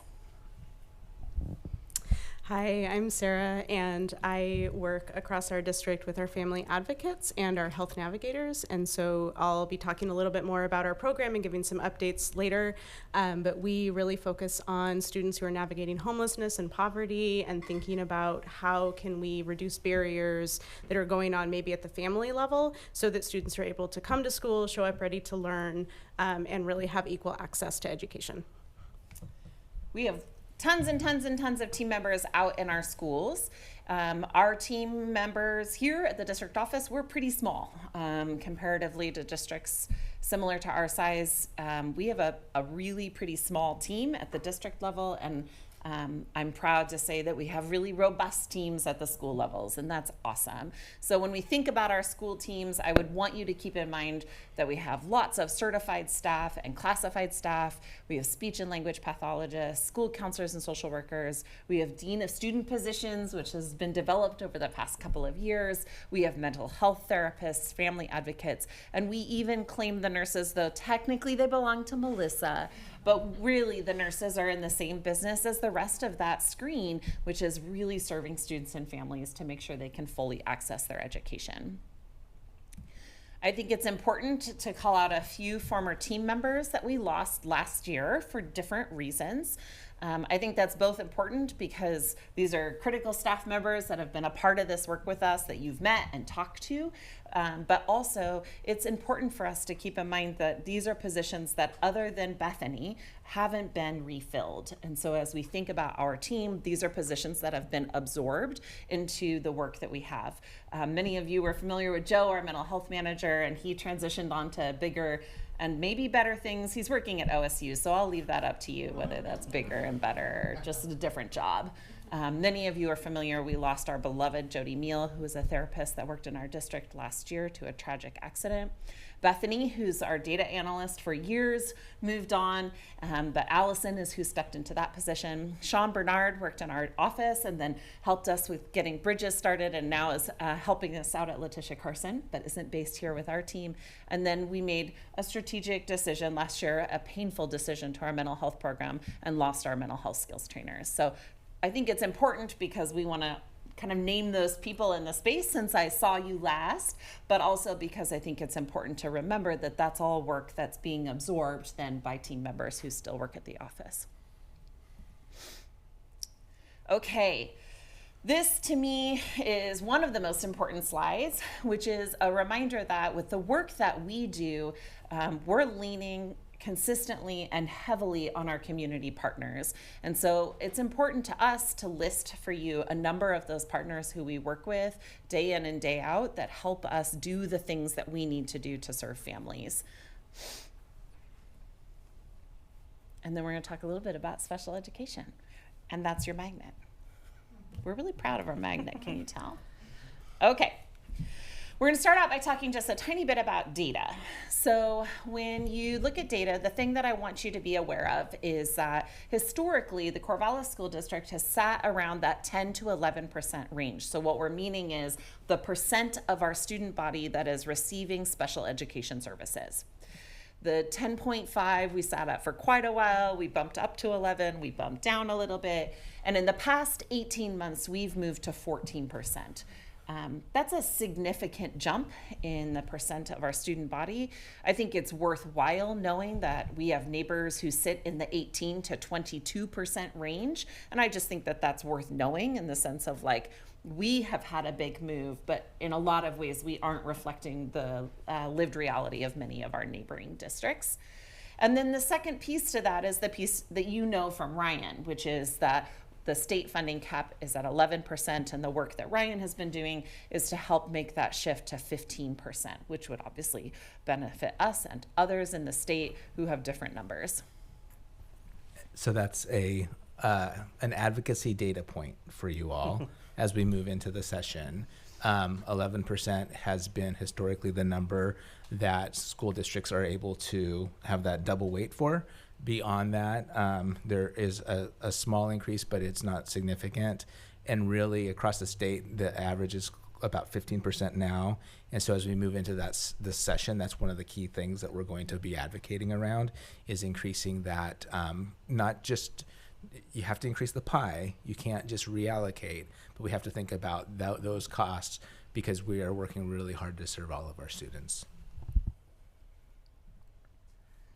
So when we're thinking about our resources and where a lot of our resources go, right, a lot of our funding goes through all of our schools, right, for the LRC model or the learning resource model in schools, in classrooms, and that more traditional special ed type of a model or intervention model that way.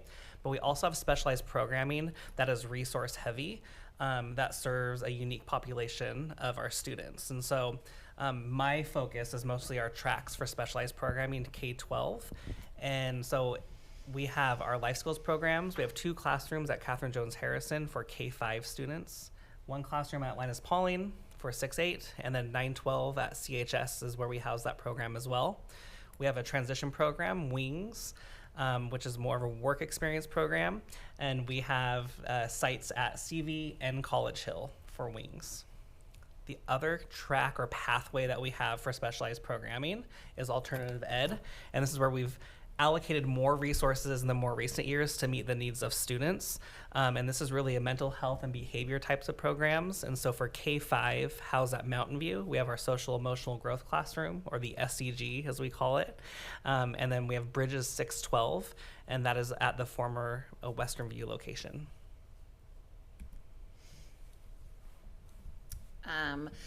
We also have all of our Section 504, which comes in at about 8% of our student population. So those numbers remain lower than our IEP population. Yes, Sammy? I never asked this question, and I feel too late to ask it, but I'll ask it. What qualifies a student to be a Section 504? I love this. I was going to give you a pop quiz, actually, and say who can tell me what the difference is between a 504 and an IEP. That's not a former SPED director or a former principal in a building with lots of special education. Anyone? Anyone? Lou? So the IEP, like the individualized education plan, is through an assessment on the students to see if they qualify for services under certain learning disabilities, perhaps. And then the other one is for if they do not meet those qualifications through those assessments, but they can still qualify for other support.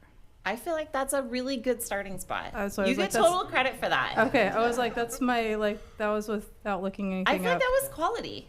That wasn't bad at all. All right, I tried. if I think about 504 and IEP, what I think is actually worth knowing about that is IDEA covers IEP, right? So we're thinking about students who have a disability who need a certain set of services and accommodations. So it's not just accommodations, it's this idea that they also need specially designed instruction. And you're right, there's a kind of intensive model of doing evaluation and assessment to really look at what those needs are and build a very specific plan for a student that includes both instruction and services and accommodations.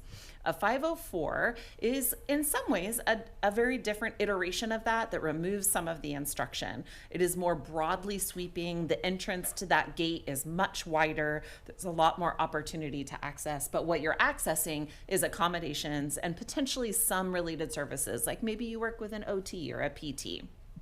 That is more comprehensive in the 504. I think the other piece I would keep in mind about a 504 is you might qualify for the civil rights protections of a 504, but not need any accommodations or a plan. So I might not actually need any support at school, but I may have a medical disability that impacts me that says I have the right to access things and my civil rights are protected. It's a great question. I respect that question. We have a dynamic relationship with the medical providers in our community, where we're always kind of navigating 504s and IEPs. What that means is that sometimes doctors prescribe IEPs and 504s. That's not super legal, but we're always trying to work with our medical providers and help them understand these processes. What I do appreciate is that I consistently see the medical professionals in our community sending people back to the schools saying, please go talk to your education providers, ask questions, get help, and see what you can do. And I always respect that. I respect the prescription less, but I do respect the push to engage with schools. And our doctors are good about that in this community, and I appreciate that. Having an 8% population with 504 is actually pretty good. There are districts that are struggling with high levels of 504, and we're actually not in that range. So that's encouraging, to be honest. All right. Hi, I'm going to take a couple minutes to give a few updates about our family support program. Thank you. So I'm going to start with a little bit of information about where we landed at the end of last year, and then talk about kind of where we are as we're starting this year and some things that are going really well. So thinking about where we ended last year, I won't read through them, but looking at our services, that's really focused on the financial services that we were able to provide for families. And I really just want to highlight that this was all because of our partnership with the Corvallis Public Schools Foundation. They give us the budget to meet these family needs, and we continue to be fairly unique in the community, being able to meet these needs quickly, being able to meet needs that there aren't other resources in the community that are poised to like do that in either within the timely manner or just the type of need. So that is something that I think is really important. We're seeing a lot still of the basic, like my power is about to be shut off, my water's shut off, those kinds of needs. We, as you can see, we did over 80 rental payments, and I consider all of those to be eviction prevention. That's what we're doing when we make those payments.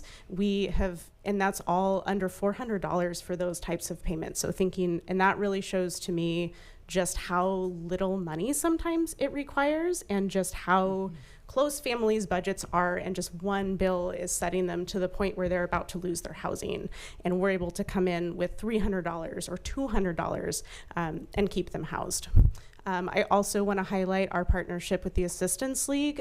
So we did like close to 700 orders of Operation School Bell, so clothing and shoes for students. That's all through them. That's an incredible partnership. They also provide us laundry cards and hygiene items within all of our schools.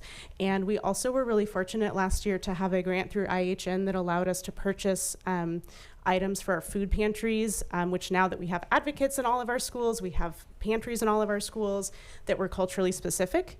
So we have our grocery gift cards, but we also had pantries in each building just immediately accessible to folks that were stocked with foods that families wanted to eat. So that was something that was really awesome. I also wanted to share just where we ended up with our McKinney-Vento, so our homeless numbers for the year. I think a couple notable things. One is that just the overall number is a lot lower. than our year before, where we ended around 380. So I have a couple ideas about that, and they are speculation, I will say that. One of my ideas is that I know that our identification, we always can be doing better. And I know we're always undercounting. We're always thinking about ways to make sure that families who aren't as comfortable talking to us about things are still, starting to bridge those gaps and feeling more comfortable. Another thing that has been a topic of conversation already tonight and other times is that we have families who are homeless and just give up on finding housing here in Corvallis or in the area. And they move to other states, they move away far, and they are no longer part of our community. They are past the point where we can bus them in with McKinney-Vento, and that is something that we have seen, every year since I've been here, but definitely in the last few years, I would say more so, that families are giving up. And then I think on a more hopeful note, we really have been leaning into eviction prevention. And so we have families very much like who would be on those roles of McKinney-Vento who don't ever get there, because our team is able, either through our own funds or through our partnerships with other agencies, which I'll talk about more in a minute, we're able to actually just prevent that from happening at all. So I like to think that that's part of it too, that it isn't just, kind of the heavier pieces, but that we are doing better at knowing families ahead of time and noticing some of the things that are happening that maybe give us some concern, and that we've built those strong relationships by the time that a family is starting to lose their ability to pay rent, that we're stepping in at those points. All right, so thinking about some things that are happening this year that are good. One really good thing, and this brings up Aaron Womack, our wonderful Medicaid coordinator. He and I, over the summer, were looking at the new Medicaid waiver that came through in Oregon, and we applied for some of the capacity building grants, and that has given us funds to bring 2 of our part-time staff up to almost full-time. So for this year. So it's temporary, but it really is mitigating some of the budget cuts that happened, and that is going to be an incredible support for our families. Those half-time staff have taken a lot of extra families onto their caseloads, and it's been very hard just in this beginning of school as they're trying to meet all these needs and kind of do the work at the level that they are accustomed to and that they know is really what we should be doing as a program. And I've been saying, we know this money is coming, just hang on. So we're very, very happy that we were awarded those funds. We weren't awarded the full amount that we applied for, but very close. We also, within Benton County, have a flexible housing subsidy pool that has started. We were starting to work with them in the summer. It's continued on, and it will be ongoing. This is another place where the foundation really helped us, because as Sabrina presented about summer programs, our advocates had hours through the foundation to work over the summer. And when this opportunity came up to begin housing families through this program, our team was there, and they were able to identify the families and work with them through the application process and really get those things going. So this is a program that, to be honest, I've been waiting for since I started this job and since I've lived in this community. Because what happens a lot here is that we have affordable housing that becomes available and families who get funding for housing, and those 2 things never match. So there's housing that comes, but they don't have their HUD voucher.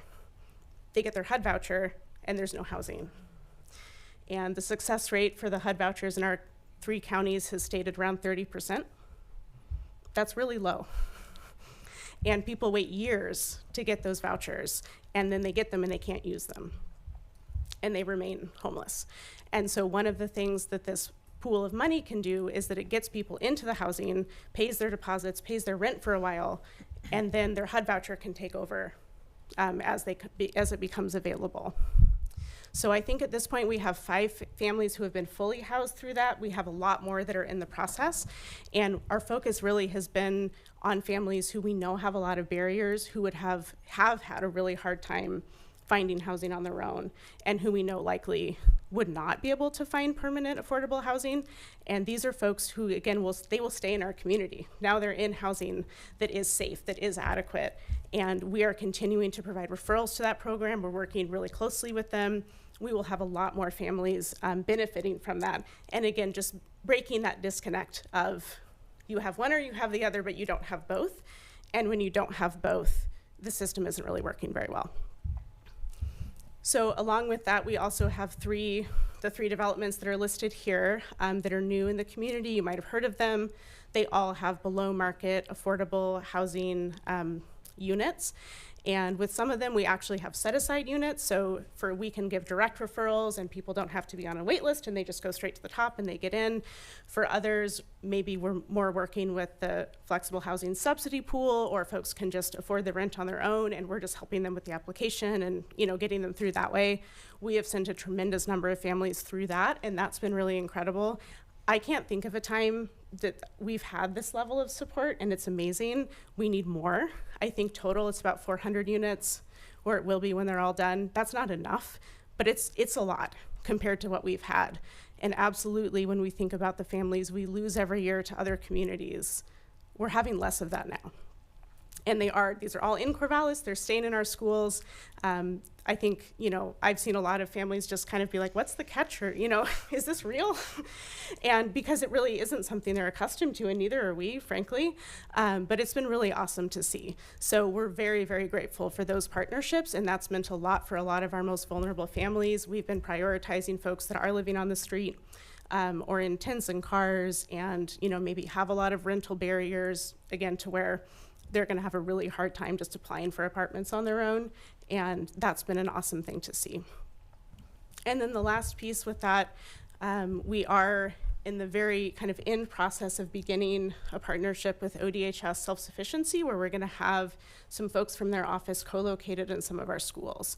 And that is really coming from the knowledge that the DHS office is not particularly accessible for folks, both because of where it is, and sometimes it just feels really intimidating to, you know, kind of walk into that office if you haven't been there before.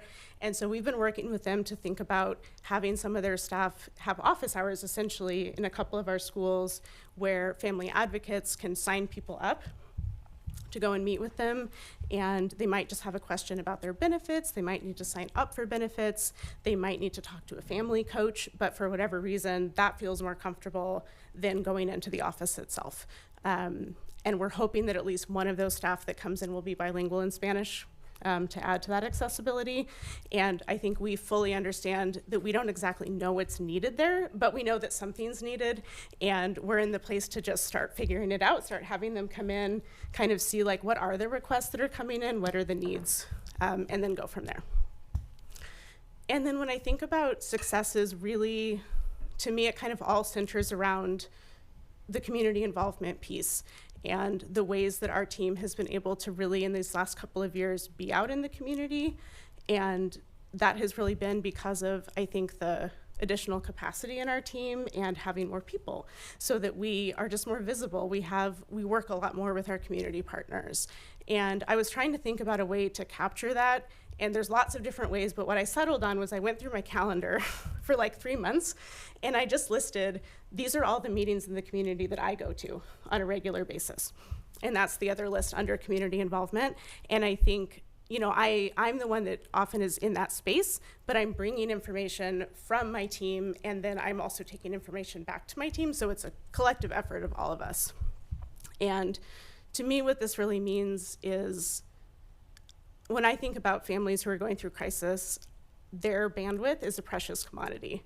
And our ability to do a lot of the coordination around their basic needs and resources without necessarily having them have to be involved like every step of the way, it really allows them to attend to all the other things that they have to attend to. And so the more that we're in these community spaces, social service spaces, the more we allow them to also just be able to like do all the other things that they have to do, and we take some things off their plate. And that's something that I feel like has been a really significant success for our program, is the ability, to be in community spaces. We have community service providers now starting to think about our team, refer to our team, understand that we're partners in the work, and I'm really excited about that. So really, this is go ahead and go back for a second, Byron. This is like the 90 seconds I get a year to publicly talk about Sarah Devine. It's her favorite 90 seconds of the year. So I appreciate that the team is, in the buildings and doing those things, but none of this exists without her presence in the community. And I can't emphasize enough that what that list has meant to what's happening here. So all of those relationships and all those partnerships is because the amazing amount of hours that you are putting in those spaces. And now that's who people see in this community. And what I see happening beyond just all the good of that, right? The ways that partnerships benefit school districts and grow that, is that the thing that I think is that when you see that happen, you think about making that happen.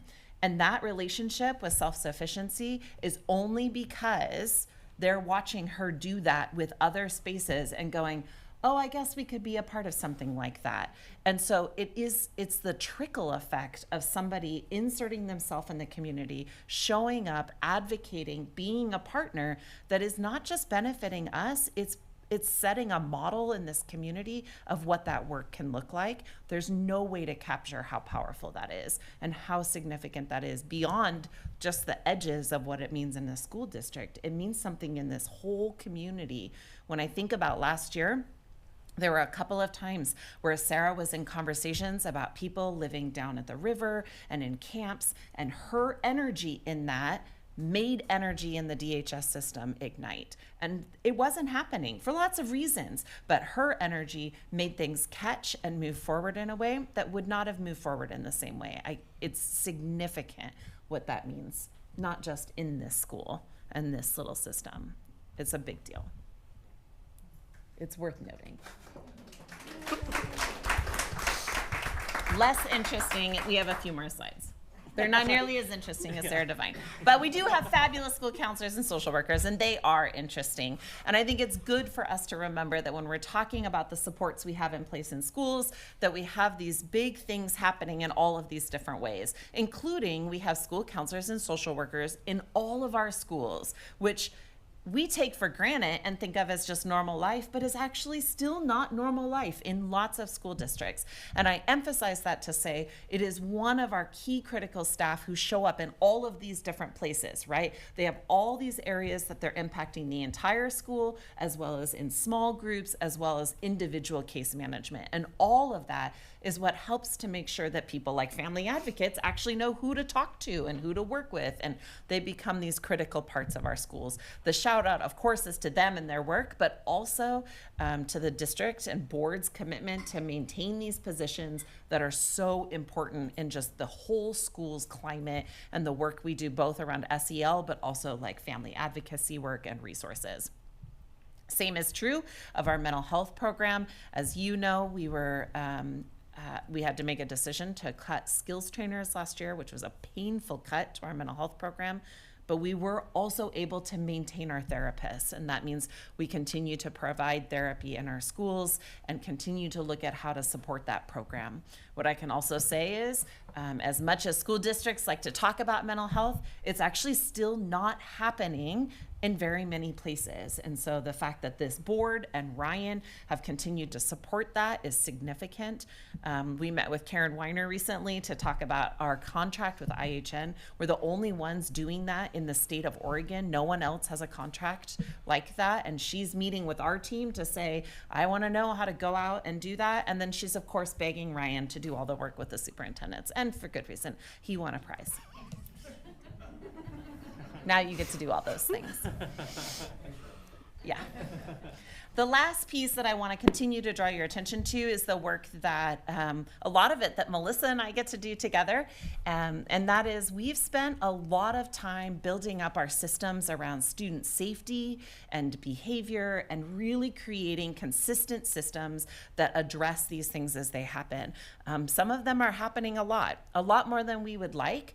But what I'm amazed at is the work that we've done these past few years together has laid a groundwork that our schools are responding in really smart, calm, safe ways as things are happening, and I'm really proud of that work. We also have done quite a bit of work, not just around like the classic crisis response. I mean, Chris laid the groundwork for that for years of crisis response, but we've actually really built teams in our schools that they now have like building level crisis response plans written out and communication maps written out for their buildings that they're filling out and sharing with their staff every year, so that we really help teams feel a part of that in all of our schools. And I think that's also really good work that our team has done. Yeah, I mean, we mostly just brought Sarah and then we did things around her, but we're happy to answer any questions. Thanks, y'all. Some incredible work happening in the district, and a lot of lives impacted for sure. I bet everybody has questions or comments. I do want to note that we're supposed to be adjourning the meeting right now, so we're going to go ahead and extend the time so we can have. I see Sammy looking at me like, your meeting's going over. Just kidding. But we're going to go ahead and go over was my point tonight, because we have a couple more things and we would still like to have questions answered. You can blame Ryan. He won an award. We did have to sneak something in there without it being on the agenda, so it's not really going over. Exactly. Yeah, it's true. It's not yet. No. Okay. We had like 20 minutes of secret. Yeah, we did. Stuff there. I do have a question. Go for it. Well, this is like always one of my most favorite updates to hear about. I have a question, but before I ask my question, I just wanted to also acknowledge how fortunate we are as a district that we have Chris on our board, because before Chris joined the board, community, if you don't know this, a lot of this was the same kind of work she was doing for the district. So we have a long history in this community of investing resources in this work, and then moving those folks when they retire from that over to helping advise the policy on those processes. So I just wanted to point that out in case people don't know it. And well, no, because she's working. No, strike that. They're coming for you. I also wanted to point out to the community, if they don't know this, that the work that that you guys have presented this evening, and particularly the work around family advocacy, is unparalleled anywhere near us. The program that I work with, we serve families from Eddyville to Cascadia, and that's a lot of school districts if you count. We have no school district that even comes close to the amount of effort, energy, and resources that this district is putting into family stability. And I think that we see that too in contributing to some really great outcomes. So I'm really proud of our district. And so just also wanted people to know that. And my only question is just really probably one for not right now, but just to say I would like to better understand this is the flexible housing program. I would like to better understand the criteria, because housing is one of those areas where we have so much duplication of community effort. And partly it's because it's so complicated that people do their piece, but they don't necessarily understand the other pieces. And so this is an area that I hear this name, but I don't really understand the criteria. I'm excited to hear that you have maybe units set aside, but I don't know how you guys would decide how to move a family through that process. And so I would love to hear more about that, and maybe not tonight since we're going over, but this might be something for the Poverty Prevention Task Force to get a short presentation on, because housing is a resource that it's so costly for anybody to assist with, and to keep people stable. And so if we could just maybe plan to have a conversation about that, that would be, I think, really helpful to the other folks that are working with the same households. I agree. And I think, bringing one of the folks, they're still hiring for one of the positions. So this has truly been, especially when we were working over the summer, we were like flying the plane and building it at the same time, because this is new. But I think having someone come and they could talk about more, go in depth in terms of what the criteria are and how the referrals work. I think they're starting to reach out to community, like other community partners more broadly for it, but also their capacity is just small right now. And I also don't want to speak too much for them because it is a county program. But yes, let's connect, because I do agree that I think it would be a great group to have come into that space. And I think what they're trying to do is really exciting. And it's something, again, like I said, that we haven't necessarily seen. And I think I think every agency right now is trying to figure out, like with this new program, how do we fit into it? And we just happen to be the ones who, as part of the pilot, got to start referring families before we all kind of knew exactly how it was working. And so it was really, everyone had a lot of grace and patience as we were trying to figure it out. But yeah. Other questions, comments from the board? Chris?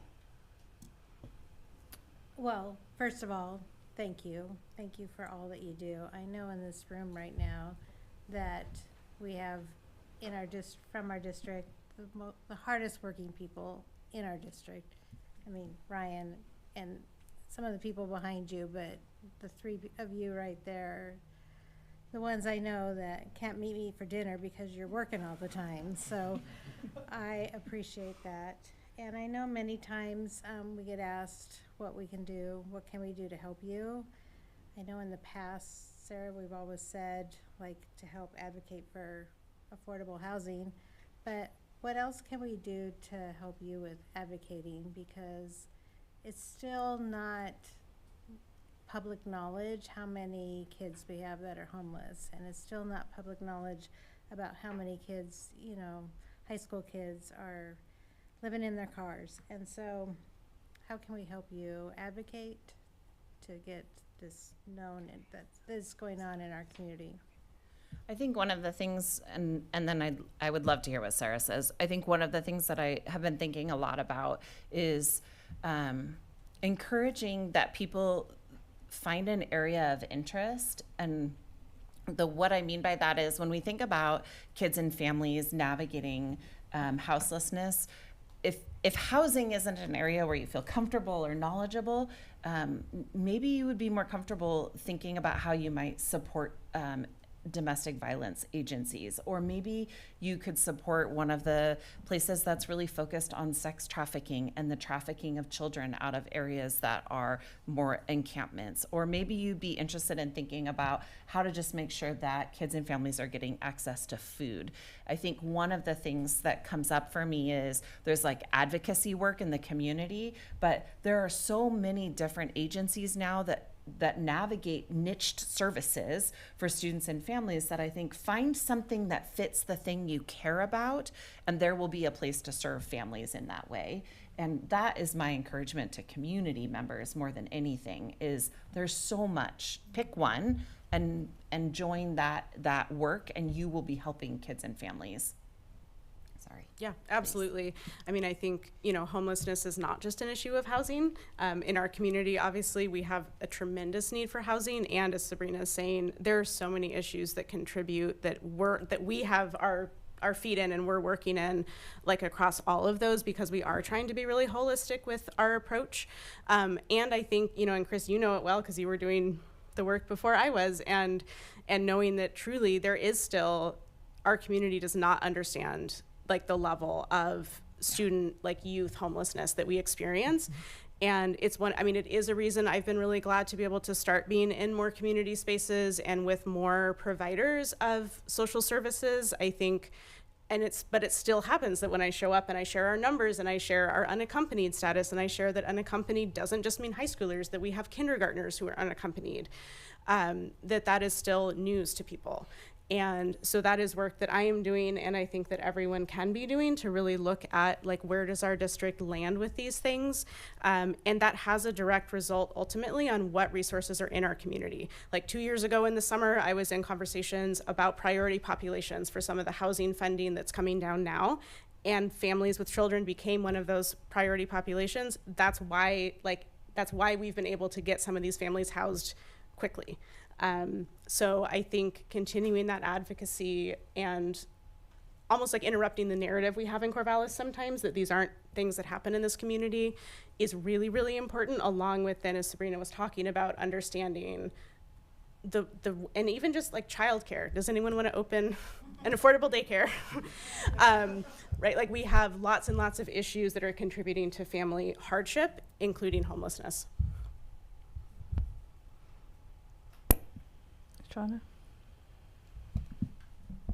I have 2 comments and a question for you. So first, just so much gratitude for the work that you do, for the work that your team does, for the incredible collaborations that you've brought to this work too, both in terms of just community partnership, leveraging those resources, as well as bringing in additional funding from the foundation, from the CCO, from IHN, and others. That shows not only their shared values around the importance of uplifting students, children, youth, and their families, as well as their trust in you to do this work and to do it really well in the community. So thank you so much for all that you do. It makes a huge, tremendous difference. One other comment was just excitement around the partnership with ODHS in school. In my work life, I help support the Oregon Parenting Education Collaborative, which is a statewide network for parenting education supports. And we also partner with ODHS in terms of expanding access to those programs. And we have data from the last 13 years in looking at how are families being referred into programs such as parenting supports and other family supports. And the number one referral source that we see across the board is friends and family and schools. And everything else falls so far down on the list in terms of social media, flyers, television, other kinds of outreach, digital media outreach. Nothing compares to the number of referrals that come through friends, family, and schools. Yeah. And that warm handoff is so critical and will open additional doors for families. So thank you for taking those steps too. And my question builds off of Chris's in terms of what can we do. And I'd just like to turn it around to maintaining, to supporting, to promoting your well-being and the well-being of the teams that you support and that you work with. This is challenging work. This is hard work. Byron, you opened with talking about being the keeper of stories. You are not only the keeper of stories, you're standing with students and families to help them shape their own stories. And that comes with tremendous joy and celebration and heartbreak and challenge. And just thinking about shrinking capacity on the team and all that you're still juggling and carrying while maintaining and growing so many of those programs. What can the district, what can the community do to help affirm your work and also help ensure your care and well-being so that you can continue doing the work, but also for yourselves? I think the thing that I saw happen last spring that made a big difference was the places where Ryan and your work as a board put some boundaries around budget cuts. So I don't want to minimize, particularly in our case, the cuts of mental health skills trainers, but the protection around our special education staff, being able to maintain family advocates, it wasn't at the exact same level.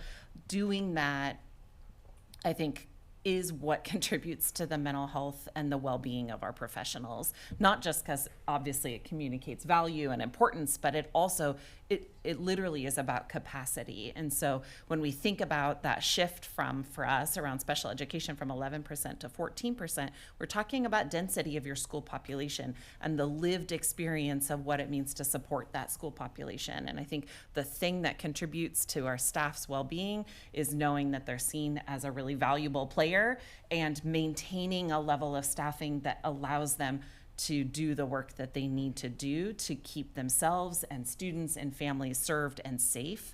And I think, doing that, it was significant. It was significant to our special education staff when Ryan said, we're not cutting that. That's a big deal. And I think that probably more than anything says, we see you, we value you, your work is really important, and without it, we actually cannot do this. I think that says more than anything. I don't know if you want to say something about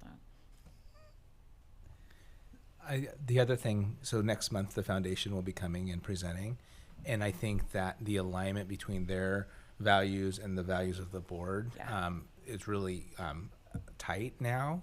But I think that ongoing relationship and work is really important because they, it's the community in a lot of ways that is supporting this work as well as an incredible team. And that comes through the foundation. So continuing to make sure that that's well understood and articulated, I think makes a big difference. Yeah. Any other questions, comments? Do you have your hand up, Sammy? Good. So we came a long way, and we have a long way ahead of us, and taking stock at where we are is really crucial. I think novelist Pearl Buck says that the tests of civilization's strength is how they treat their weakest. And maybe this quote is with liberty, but the idea is this is what we're doing, and how better we can do is how better we are as a community. So really thank you for reflecting that. I can hear it in your voice. I can hear it in the work that you do. I can hear it in how you pay attention to the numbers, to the stories, and what can we do better. So want to share my gratitude for you doing this meaningful work and for allowing us to be in the space of supporting you doing it. One thing I'm hopeful for is how can we increase access to Medicaid waivers or Medicaid reimbursements, and also IHN contracts to be a standard or something that is easier to navigate. So it might be complex Q&A for this setting, but any one page or half a page or something that does not take up your time but could allow us to create those advocacy pieces, whether with legislators or decision makers or other organizations, is going to be something that's going to help. And I want to say thank you when Senator Wyden said, why we're not seeing anyone from school districts tapping into Medicaid funds at all. I was like, actually, Senator, let me tell you about what Corvallis is doing. And the next day they released a letter telling all the districts that have tapped into at least $1 of Medicaid, and I think they're about 34 or a little bit more start January, and I'm sure there's more. So I want to thank you for charting a path that many are following. Yeah, I think it's actually not a pager. The answer would be like the rest of the systems need to catch up to Aaron Womack. Like his understanding of what we could be doing is so amazing, and he is limited by the systems outside of us. He's just right there, ready to go. And as soon as they like give us one more bite, he just takes that, and then they give us and he takes that. But it really is the systems outside of us catching up to what he knows is possible and is able to do. And that's the lag, for sure. Are we still waiting on OHA to release their updated rules or guidance? I believe so. And we're also, the short answer, right, is we're a complicated entity that's connected to an ESD. Right. And so those relationships impact those kinds of funding structures. Yeah. Thank you. Yeah. Do you have a comment? Okay. I just want to start by saying thank you for all the work that you're doing. Sarah, it's a pleasure to meet you in person finally. Nice to meet you in person. For those who don't know, Sarah and I have communicated a lot before because of Sophia and my volunteer work in a program supporting families who are struggling to access food. I just want to say I would really encourage any way that we can. We really are doing an incredible job of this already.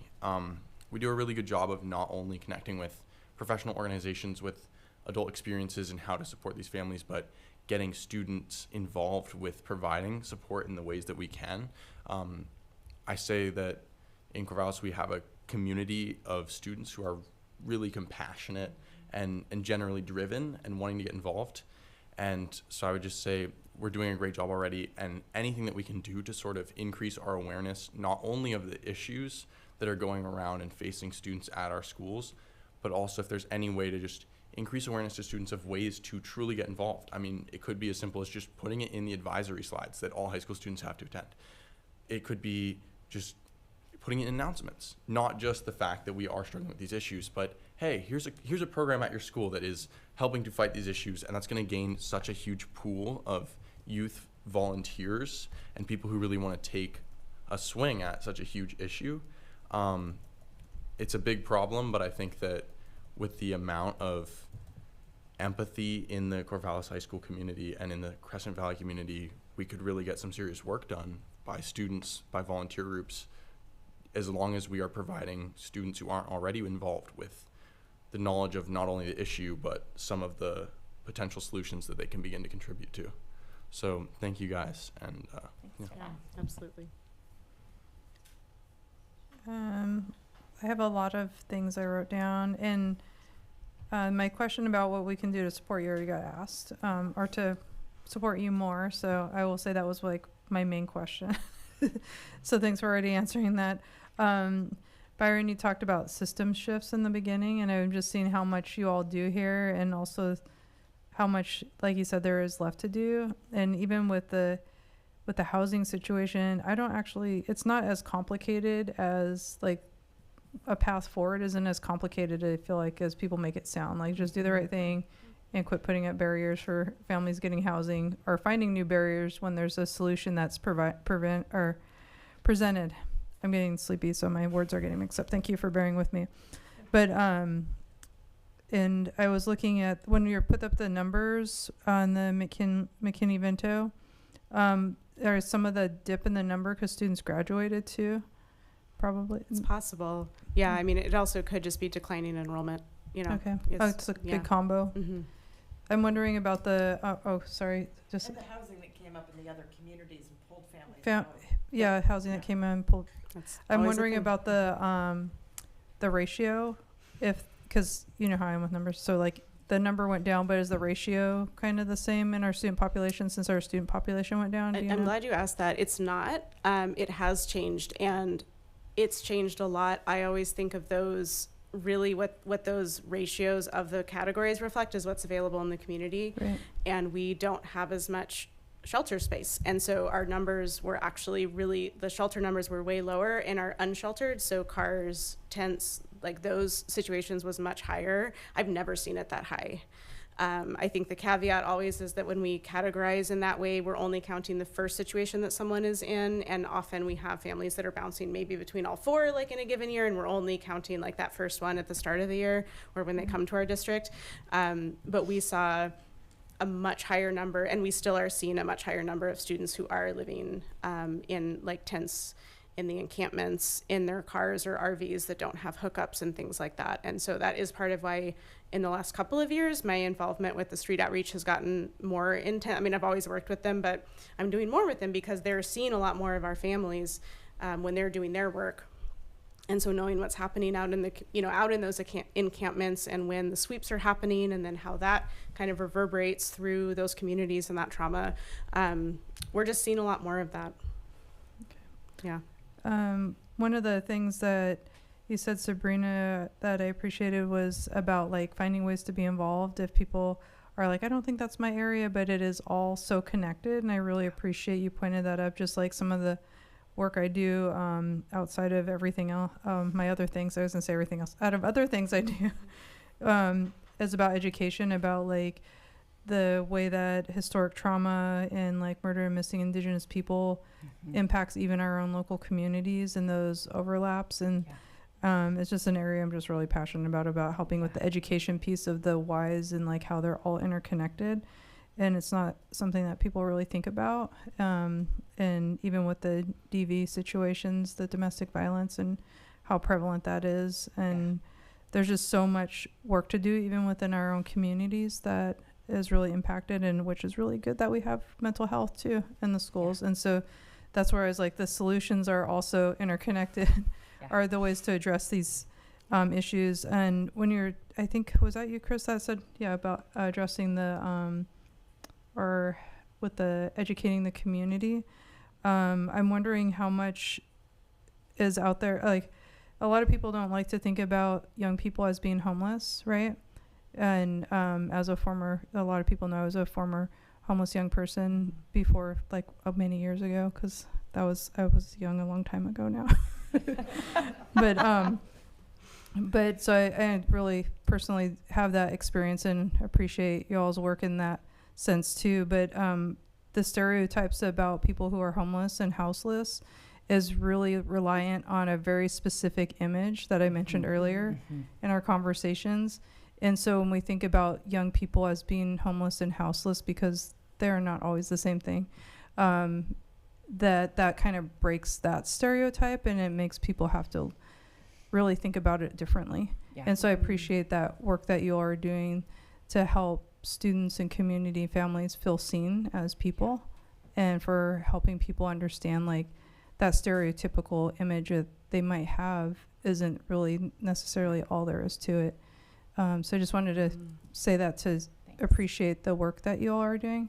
And we're like way over time. So obviously we're really passionate about this conversation. This is like 28 minutes over. I have the timer in front of me. I've been watching. I was like, wow, we went way over, because I've been listening so intently that I didn't we're done with this combo. But I did want to go back to the other parts that you mentioned earlier about special education too and state funding, and reemphasize how important that conversation is as well. And I appreciate that reminder, Ryan, about like we can be using these numbers, and would love to talk more later on when we're thinking about advocacy as a board or as board members, and that kind of work with the state on the funding pieces to help support those students more, because obviously we don't have enough resources to meet the needs. And as we continue to see that number increase from 14, and it'll probably continue to go up.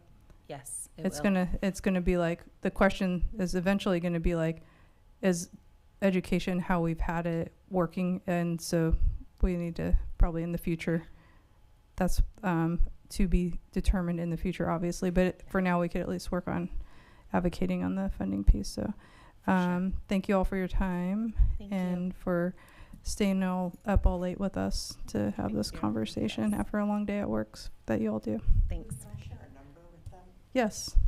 So while we were sitting here, and thinking about the numbers that left, I went back through the households that my program has worked with, and we had 23 Corvallis households that got housing outside for a total of 39 Corvallis school district kids whose permanent housing didn't come through in Corvallis. So the housing complexes in Lebanon and Albany that came online before our housing complexes over here, those housing locations pulled 39 kids out of our district.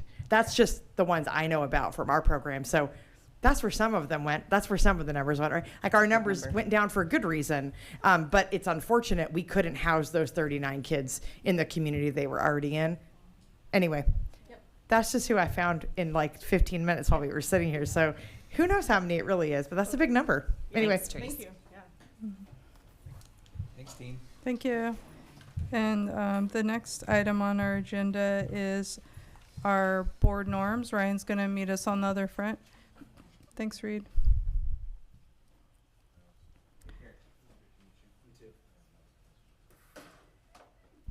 All right, so for the board norm document, the two modifications that we made, one was based on the feedback from Judah related to clarity around the conversations that happened amongst board members. And then at the end of the document, participating in school events, which was a idea that Chris brought up. So we've incorporated both of those into this document. Nice. Any discussion from the board? If there's no discussion, I'm happy to hear a motion. I move to adopt the 2024-25 board norms as submitted. Second. So moved it by Shauna and seconded by Therese. Any further discussion? Okay, has been moved by Shauna and seconded by Therese to adopt the 2024-25 board norms as submitted. Sammy? Aye. Chris? Aye. Shauna? Aye. Therese? Aye. I vote aye. Motion passes. Okay. Last one. Okay. And the next one is the board and superintendent working agreement. So the modification we made there was to bring back some language we'd had in the past related to responses to emails and the chain of events.